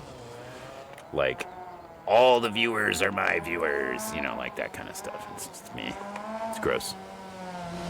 It's gross when people treat people like they're a cash transaction, you know? Like, you guys hang out as much as you want. Don't worry about subscribing. Don't worry about donating. Don't do any of that shit. Here's what I recommend. Go and pay for your Twitch Turbo so you can have no commercials on any Twitch channel ever. Right? Just do that. Just do that. And then you can watch this channel or any other channel without being interrupted by commercials. And dude, honestly, my time, my eyeballs, and my exposure is worth more than $12 a month. So I figure $12 is pretty good for never having to look at one of these commercials.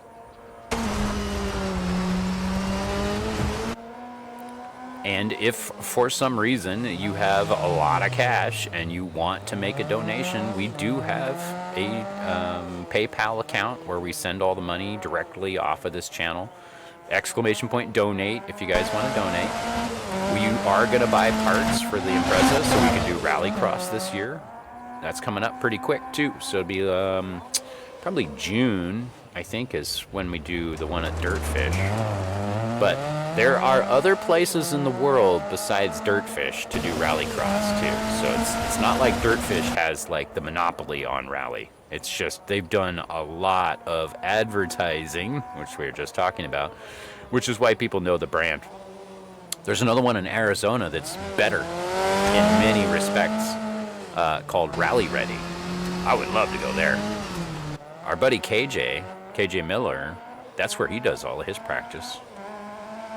Man, it's just so cool how many of these things link back to each other. Like, if you dirty the pool by trying to be selfish, you will not get help in the rally community. For example, there is a guy that I'm not even going to mention his name because he was just rude and egotistical and full of bravado and a braggart, and he crashed his car and nobody helped him come back.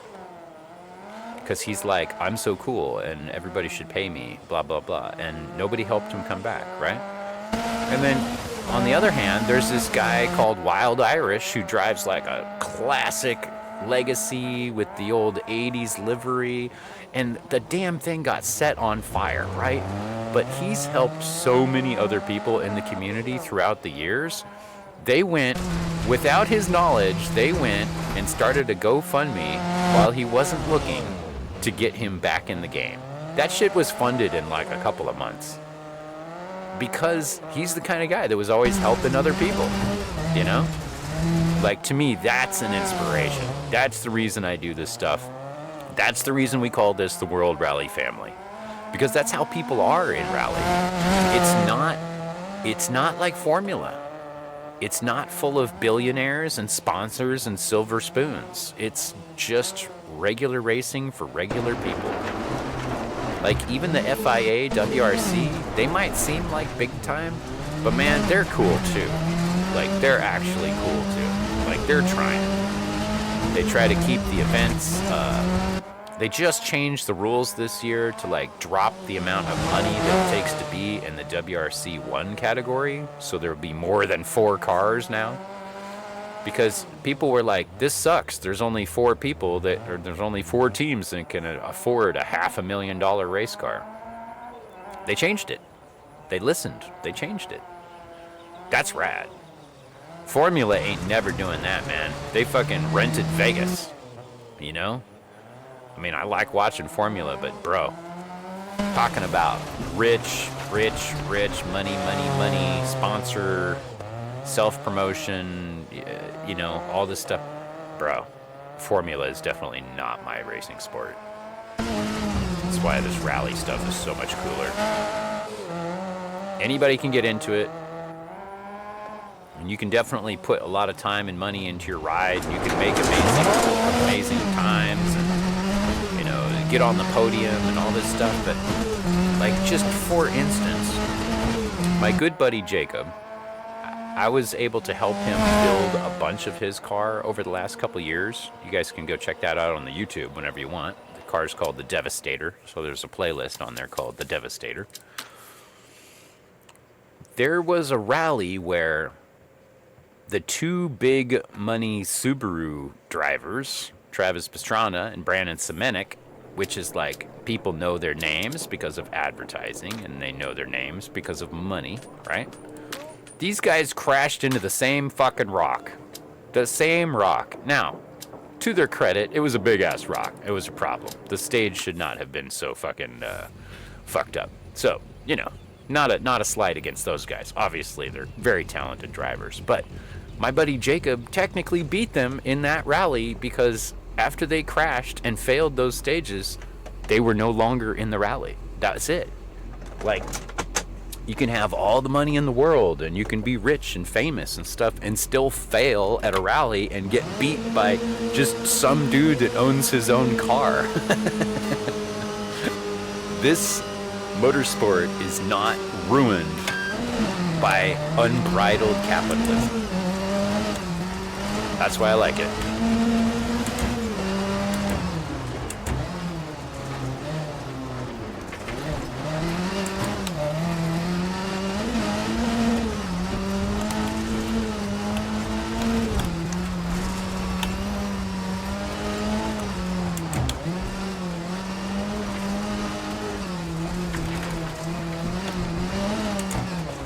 In the next little while, our friend Nikki is going to be going live. Nikki, if you're in the chat, can you let me know when you're going to start? That way I can start making plans here. Because Nikki usually streams on Tuesdays and Thursdays, which is off schedule to the other guys in the barrel rollers. Wolvie is one of them in here. And those guys stream on Monday, Wednesday, Friday. Wolvie and Rain. And then Nikki's been doing Tuesdays and Thursdays for a while. And then usually we'll get Best Rally Team in the evenings on Tuesdays and Thursdays. And right now, since I just got laid off, I have a little bit of time. I'm going to start doing this time slot in the morning on Tuesdays and Thursdays. But I am planning on being done at 10 a.m. West Coast time. So it'd be like 3-hour streams, Tuesday, Thursday, from 7 a.m. to 10 a.m. because then I can go take off and go do my handyman jobs and stuff so I can make some cash. And still looking for other stage manager jobs like I mentioned earlier. But since I got laid off, you know, I'll have unemployment for a little while. So this will work out pretty well for a little time slot for me to hang out and race with you guys in the week. Because I've been doing just the weekends for basically as long as I've been at that job. Because, man, that job was kicking my ass. I was working at a body shop until yesterday. But I got laid off because they had to do budget cuts. Honestly, they probably should have considered maybe keeping me and getting rid of somebody else, but I wasn't going to tell them any of that shit. I was just like, yeah, it's fine. I'm out of here. I got other things I can do. So, no big deal.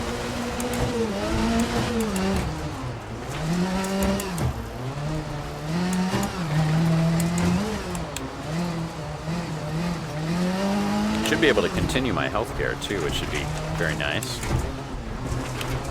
So that'll be alright. But maybe about an hour, maybe less, we'll be hanging out with Nikki. She is part of the official roller train, but she has also got the WRF official streamer badge on her channel because she's always been very helpful and full of great information and good times. So I asked her if she would like to carry that badge on her channel, and she said yes. So we've got 8 official WRF streamers now. Anytime you see that WRF badge, it doesn't mean they did anything like to put themselves in a position of power in the WRF or anything like that, because that's not how the WRF works. It's kind of like having a AAA card, you know? If you see that WRF stamp, you know that's somebody who's going to answer your questions about how to set up their rally car, or how to set up your steering wheel, or you know, which games are good for playing rally, and you know, maybe some help doing technical stuff with OBS and things like that. Mainly it just means that they're helpful people. They're kind and they're helpful and they're willing to teach you stuff if you ask. That's what it is, and that's all it is for now. So it's definitely not the same thing as my friends, the barrel rollers. The barrel rollers have got, man, they got so many clubs. They got like 40 clubs now. So if you guys want to do clubs, you want to stick around on Monday, Wednesday, and Friday and hang out with Wolfie and Rain. They do clubs galore. What I usually do is lobbies. I just do clubs when there's no lobbies to be had, like here in the week when people are stuck at work. I think Freda said he had to raid and run Mighty Mouse. He was going to go to the gym with the wife, so he's probably gone already.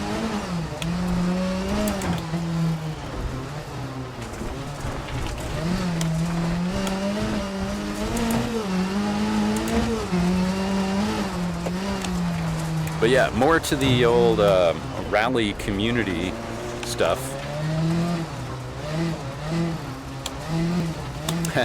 Mighty Mouse is working on a game. I don't know if that's what he's doing right now, but he's working on a rally game that to me sounds like the best rally game ever, where you actually drive from stage to stage in the transit areas, and he's talking about doing event planning and stuff like that, like some seriously meta rally shit, and I'm pretty stoked about that. So I've been wanting someone to do that in this community for a long time, Mighty Mouse, because as you know, as you probably picked up, I'm already pretty busy doing all the autocross stuff and teaching people how to drive and doing video and interviewing people and working on my friends' cars and stuff. It's like I don't even have time to start that project, so I'm really glad that somebody else is going to do it.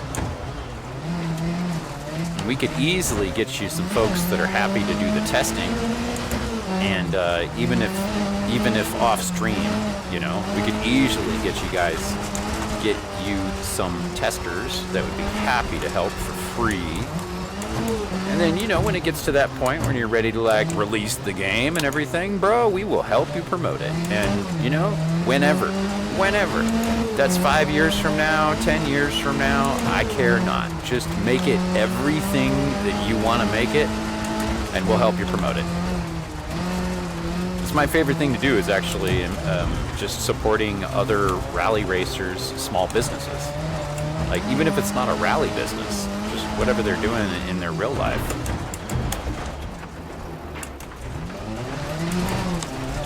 My buddy Sillin, aka Justin, he teaches people how to set up their motion rigs. It's not his main job, but it's something he does a lot. Like, he is part of the DOF reality motion rig groups on Facebook and like a whole bunch of other motion rig groups. And he's been up and down with all of the trial and error and all that stuff. He knows all the software, he knows all the fixes, he knows how to make stuff accurate. Like, so, I mean, we're kind of putting together the dream team for like a really community-led system for information and instruction. So if people want to like set up a motion rig and get all of their stuff set up in a way that's like realistic, I'm one of the people, not the only one, but I'm one of the people that does this stuff in real life too. I've never done any stage rally, but I've done enough off-road driving. Like, I know how to set up a steering wheel that feels like the real thing. Like, where the car is not helping you, the game is not helping you, it's just accurate. So that's my forte, is doing the comparison, A-B comparison, going between sim racing and the real world all the time. It's like, I was always the guy that could just play on any kind of controller. GameCube, PlayStation, Xbox, you know, it didn't matter. I just feel it out, right? So that's where I come in as an A/B tester. I think that we got a lot of really good people in this community that we could leverage into like a real serious game. And I know like a lot of people, they go cha-ching, that's the first thing they think about. But I think Mighty Mouse has got the right idea. We want to make a game that's awesome, and then you get paid later after you're done making it, right? Yeah. Yeah, you know what? Mighty Mouse, bro, that's basically the prescription that I got a few times when people were like, if you want to make your own game, start with Unreal Engine. You can start with modules. You can save yourself a lot of time on code that's already been done by professionals and just buy it and put it in. Dude, you're doing what I would do if I already didn't have a whole bunch of other projects. So I'm fucking so stoked to hear that. And really happy to help you too when it gets down to it. Oh, it looks like Francois is in the lead again. Holy shit, Francois is kicking ass. Kicking ass. Dude is fucking super quick. You guys should watch his video sometime.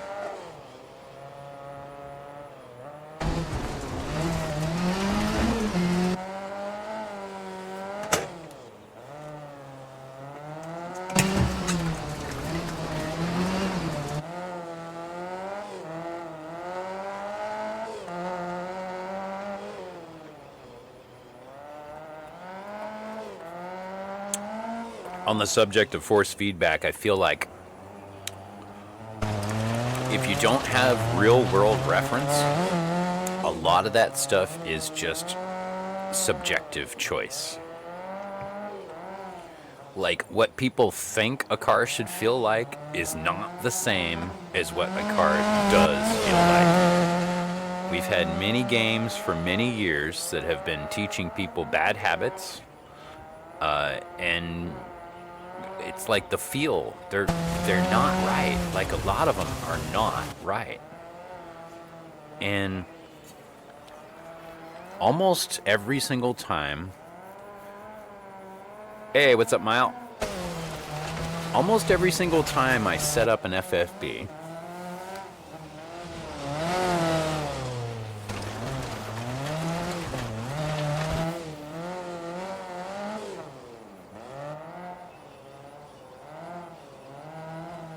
But almost every time I go and set up some FFB on a game and use my real-world reference as the way to set it up, I start with a car that I've actually driven. So in my case, that's Subaru Imprezas for years, Ford Focus recently. So those are my two reference vehicles. And I used to drive rear-wheel drive pickups and all sorts of stuff off-road on the farm that I worked on when I was a kid. Well, I should say teens, in my teens. But there's something lost when people set up force feedback to feel how they want it to feel. Because I think in a lot of cases, the car feels the way it feels. You don't get to like dictate how it feels. I mean, bump steer is a real thing, but on these games you can tune out bump steer, like so you don't feel bump steer in the steering wheel. But like in the real world, you don't get to do that. You don't get to remove bump steer. The only way you remove bump steer is by tuning the suspension properly. So I think the best thing to do is get a baseline tuning on the FFB that is as close to real life as possible by using an example car of something that you can actually go back and forth.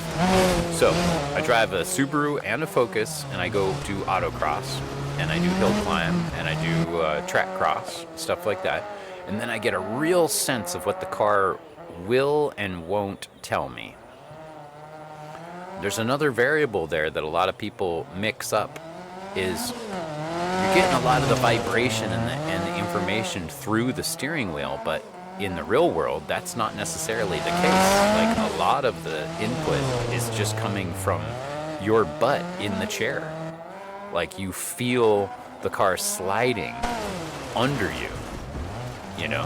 And like that's something you can't get in these games without a motion rig. So what I'm trying to do for the last few years now is make a platform that is really good for instructing people. So not only building something that is like financially attainable for the average person, so it's not a $20,000 rig, but yet, you know, as accurate as possible within a budget. And then, since there is no replacement for the real world, you do all the practice, you learn all the things, you learn all the tuning, you learn late braking technique, you learn left foot braking, you learn all this stuff, and then you go apply it in real life. Yeah, see, base shakers, that's a really good interim. And,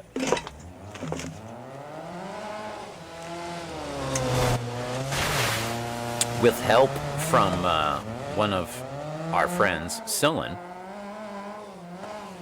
I am building one of his old motion rigs that he sold me for nothing but the cost of shipping because he's a fucking homie. So I'm building this motion rig, so it's super cheap, like on the cheap, right? Like anybody could just put together a few $100 and build this, right? And so what I'm gonna do is set it up so that I can have really specific students that wanna go through the whole program. Say they come race with us online and they get to grips with the game that we're playing. And then like, I teach them how to drive in the IMPREZA on the game, right? And then they come over and they drive in the motion rig, and then they start to get a feel for like, you know, more of that stuff. And then when we go do autocross in real life, they're gonna be more than prepared. Like even the way I did it, I was already prepared. Like the very first time I did autocross, I was like, I wasn't scared, I wasn't worried, I was like, I got this. I know how to do this. I know how to drive, right? And then as I got better at autocross, I started noticing the holes in my technique. And then through input from a few good friends, including Kip Tischer, formerly instructor at Dirtfish Rally School, my good friend Kip, has been here on stream giving me and others tips for years on, you know, less steering input, don't wait so long to brake, focusing on the out of the corner as where you're going to catch more speed. Like all of these like veteran things that you don't know unless you've been doing it for a really long time, like Kip has. So like putting this all together in like a teaching package where they go from, I have no idea what steering wheel to buy, right? Like never bought a steering wheel before, and then being in a rally car, driving in a rally car in less than 2 years. Like, we're going to be able to take people down that road very quickly. And since I'm going to have a motion rig that they can use, they're going to come over here and we're going to drive head to head. We're going to do, teaching on stream where we hang out and I teach them how to drive. And then we'll go do the real thing. And so through all that, if you've got a game, if Mighty Mouse has got a game that we can use for another reference point, there's this like ongoing debate in the rally community it's almost made me sick to even listen to it anymore. And people are like, Richard Burns Rally, it's the best rally game ever. And I'm like, yes, but it lacks other things that are available on some other games now. So if we can take the lesson of people like the really, really accurate rally games, right? But that's not where the new students start. You do not just throw them into the deep end with the sharks, Like, we got to be reasonable about this. You got some 16-year-old kid, you don't put them on a full motion rig in VR in Richard Burns Rally and say, yep, good luck. Try not to suck. They're going to get discouraged. They're never going to do it again. Like, it really has to be like a multi-step process. Did I actually do all the clubs already? Holy shit, I already did all the clubs, guys. Shit. Is Nikki streaming yet, guys? If not, I could do like a couple requests if you guys want to see. I don't do time trials, but I do solos.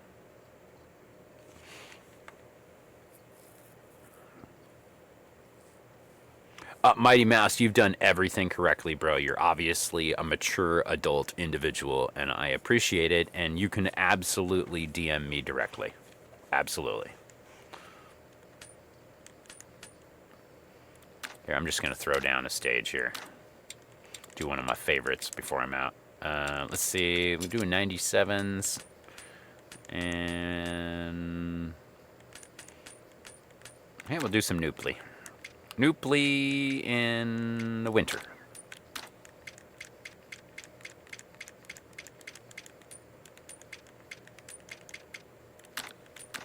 At night, well, dusk and wet.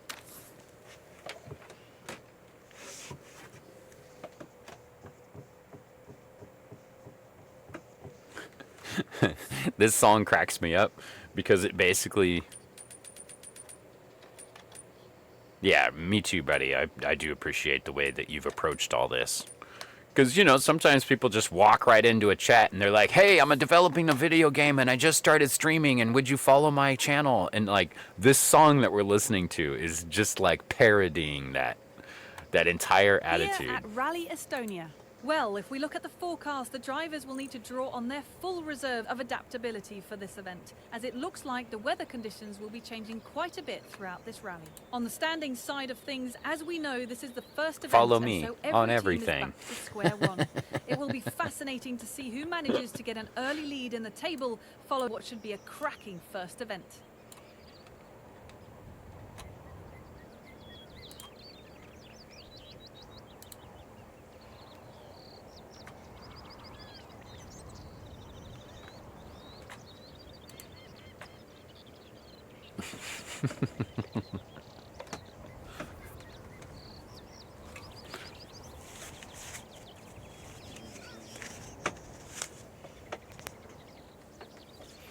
But yeah, like the monetization of personal relationships, of friends relationships, of like the monetization of fucking everything. It's gone off the fucking rails, man.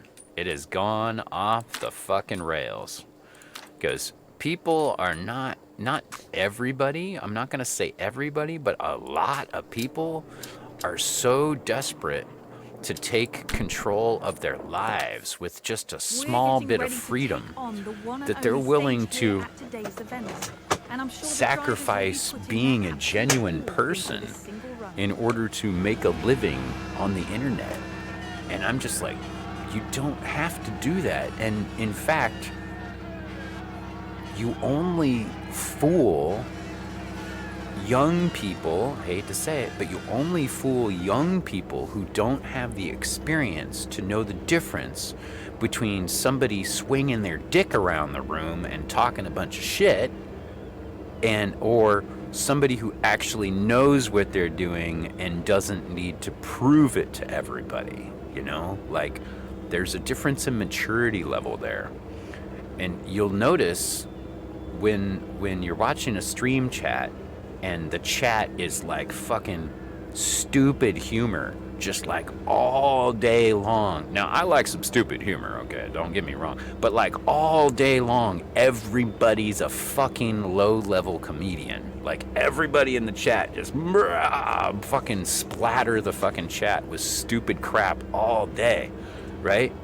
And then other chats, you'll see, you know, this kind of stupid shit happens in this chat once in a while, but like you'll see like there are people that actually cultivated friendships with the people that are watching their channel. They know things about the people watching their channel because they actually got to know them, you know? That's the way I run. It's the way I do it. I don't see any other way not to do it that way, because I would feel like a greasy pig if I showed up every day going, hey guys, how's it going? Have you subscribed to the channel lately? I mean, shoot me in the fuck. I mean, what the fuck, dude?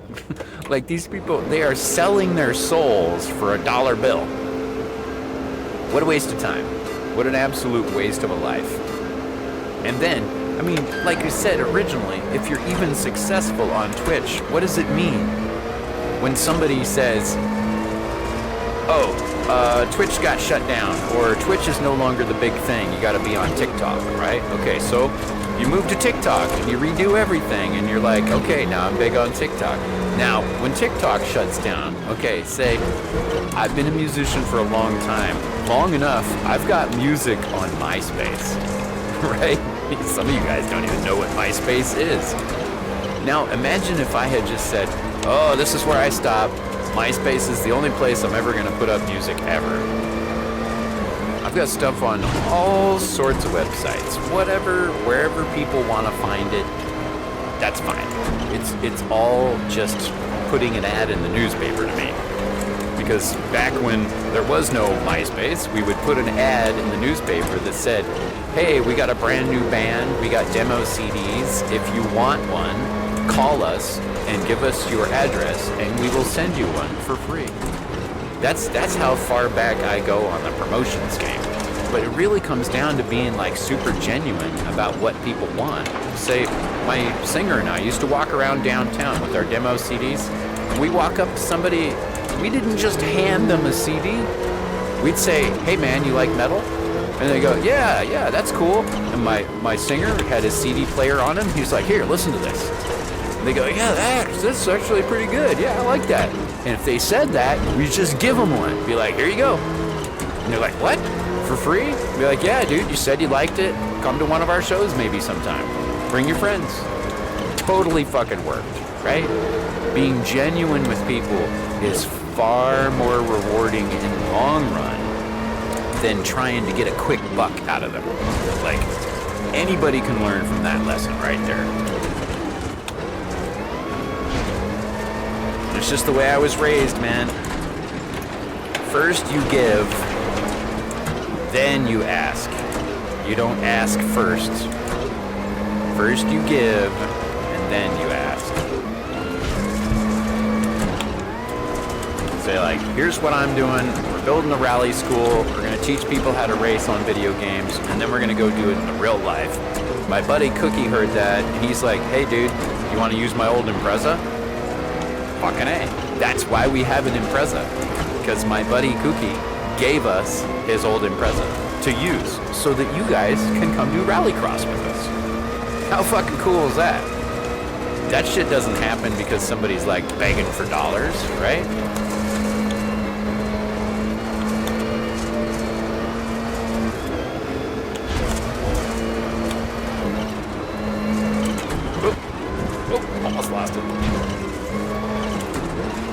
Oh yeah, you were checking out the IMPREZA. Cool. And bro, one of the things that I want to do with that, I want to put other people in the driver's position. In fact, I got my eye on my buddy Nio Blue. He's going to be the one ripping the rallycross car around this season. I want to set up the stream so that you guys can hear the chatter in the car, and so between runs he can turn on the TTS and talk to you guys, and we're gonna have a drone pilot following the car around on the course. Like, that's what I do, because I'm the stage manager guy, right?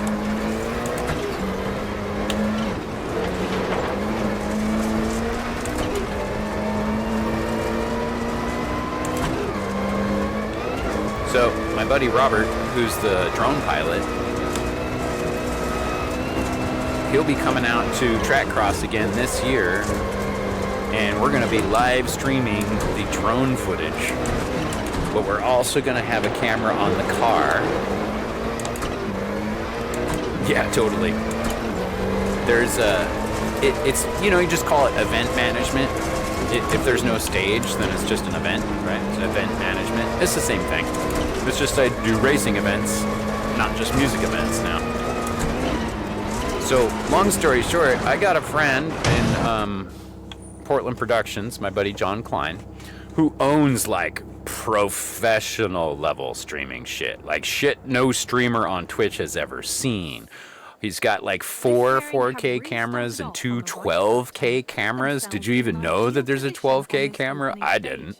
So he's got these cameras on big booms and everything, and like all this equipment, and like multiple encoders, so he could stream everything at 4K, and like replay ability, like instant replay ability.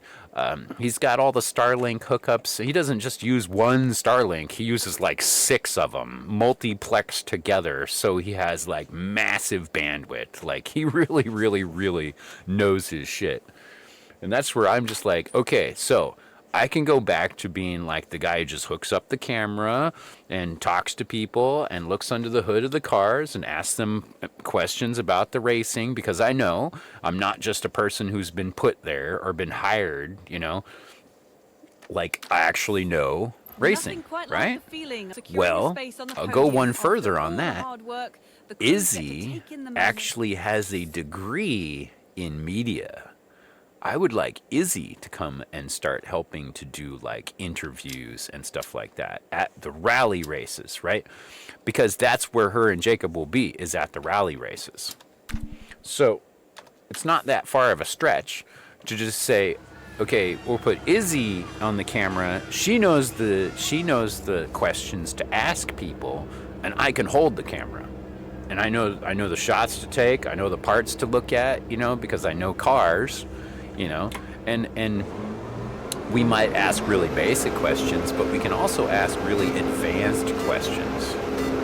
So like some really unique content where you feel like you're actually there. That's the idea. Because we want you guys to feel like you're actually at the event with us. So if you guys ask in the chat in real time, you've got a question for somebody, we'll ask them. You know, like we're hooking all of that shit up. It's gonna be really fucking cool.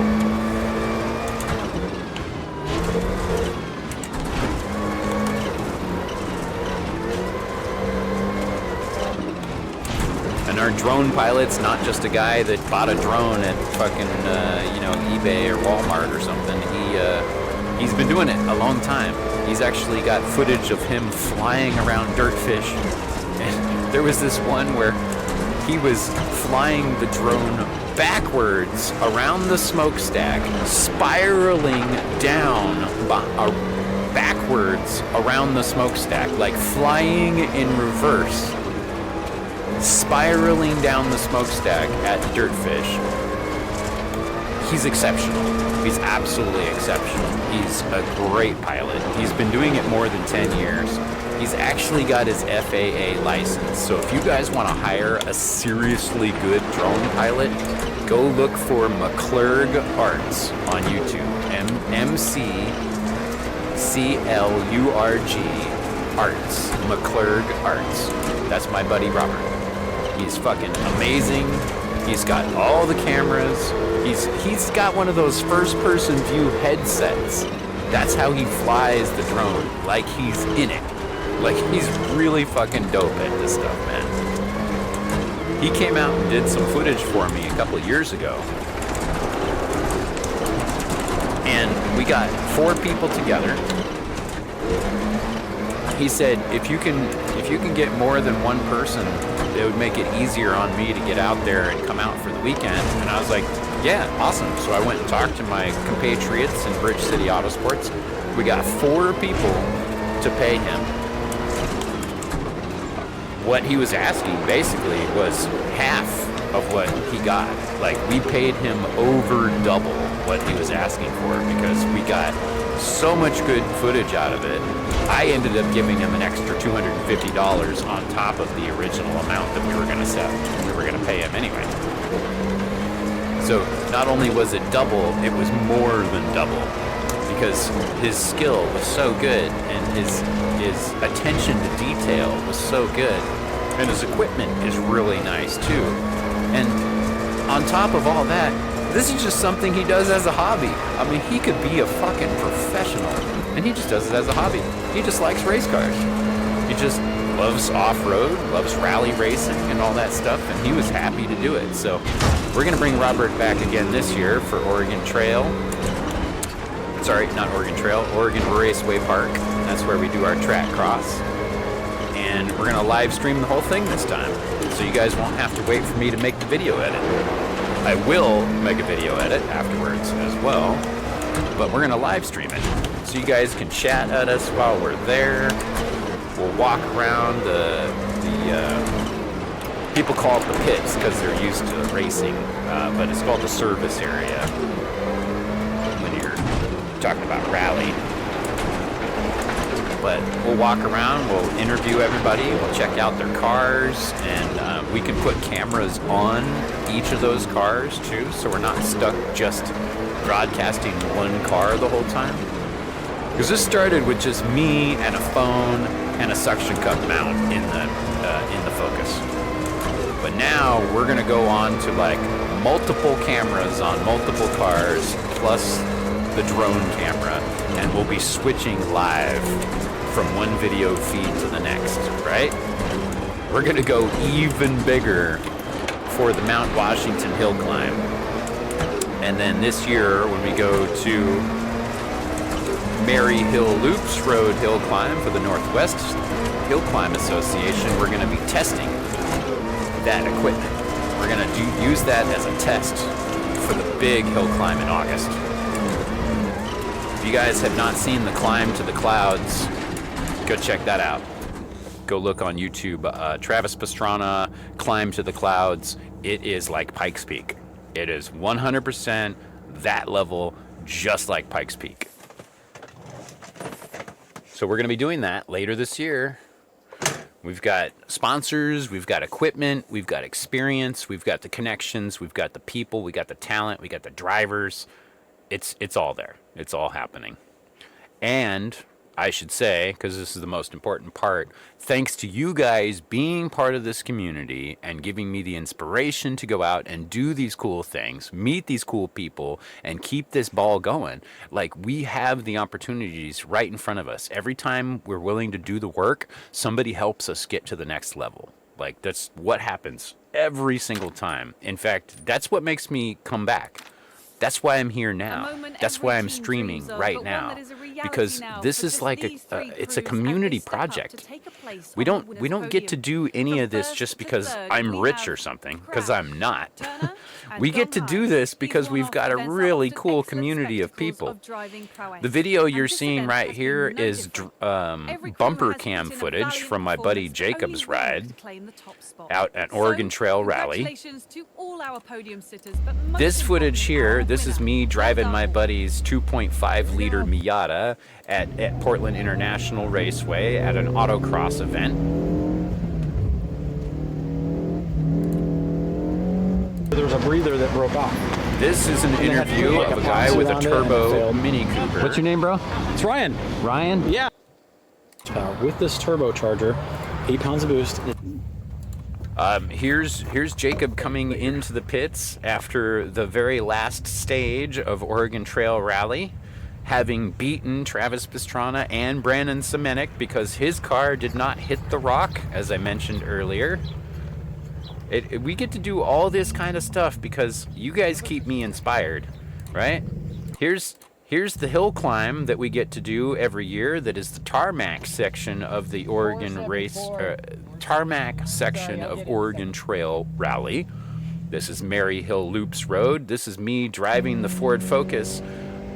This is my stock Ford Focus, and this is the championship run. This is how I got first place in a stock class with a stock Ford Focus with open differential front wheel drive and nothing but a nice set of tires. That's all it's got. It's got tires. It's just got good tires. That's it. So we just keep doing stuff like this, man. Like, let me find this Oregon Raceway Park one, because I want you guys to see the drone footage, okay? Look at this shit. This is my buddy Robert running the drone here. This guy knows what he's doing, right? Now, here's the Ford Focus that we've been driving the last few years. That car still lives, just needs a little bit of top end work, and it'll be back on the road. So this will be the beginner's car. This will be for anybody who hasn't done any track cross or any autocross yet. They're going to be able to drive this. And then we'll kick them up to the IMPREZA when they're ready. What's really great about all this stuff is that we keep breaking even. And I've said this the whole time. As long as we keep breaking even, I can do this forever. Like, this is my hobby. It does not have to be my income. I have a job. So, if we just keep breaking even every single year, we can keep doing this.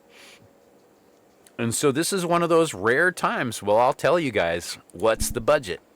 Right now, the budget is, we need $1,000 for the IMPREZA because we need to put an engine guard under it, and we need to put a differential guard under it, and we need to buy a set of 15-inch Subaru stock wheels.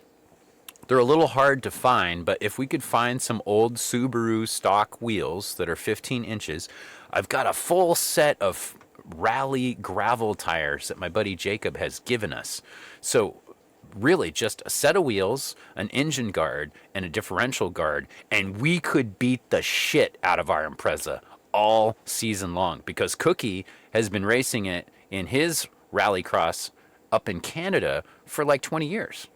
He already put all the suspension on it. He put a RS drivetrain in it. It's got a limited slip differential, adjustable suspension, upgraded front brakes from a later model Subaru.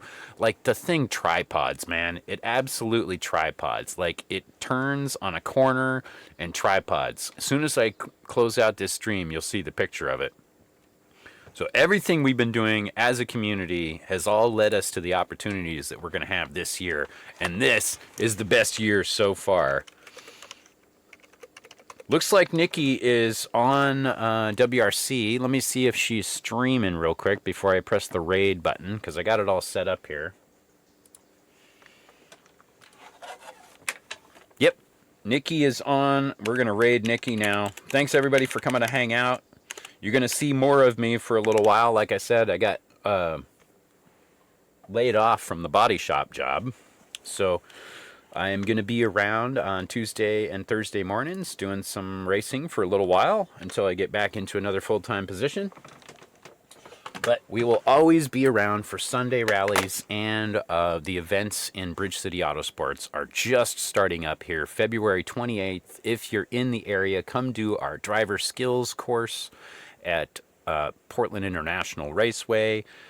Kip and Will are both going to be there teaching people how to drive their cars better. And then on Sunday is Autocross number 1 on March 1st. That'll be the first 4 points event. So we got to get the IMPREZA ready. I need to do one thing to it so it's Autocross ready, and that is adjust or replace the gas tank balance tube, because it seems to lose a little bit of power when you're going around one corner versus the other. And that's what Jacob said the problem is. So I should be able to find those parts through some friends pretty easy. Just be a matter of dropping the tank and doing the work. And I've already done that on Jacob's car, so I know how it works. I know how to get the tank out of there. No problem. We'll get it done. Thanks everybody for coming to hang out and support the channel and support the community. And let's just keep doing this all together. And remember, this is not about me. This is about the World Rally family, and that is you guys. Thanks for all your support, and we'll see you at the next service.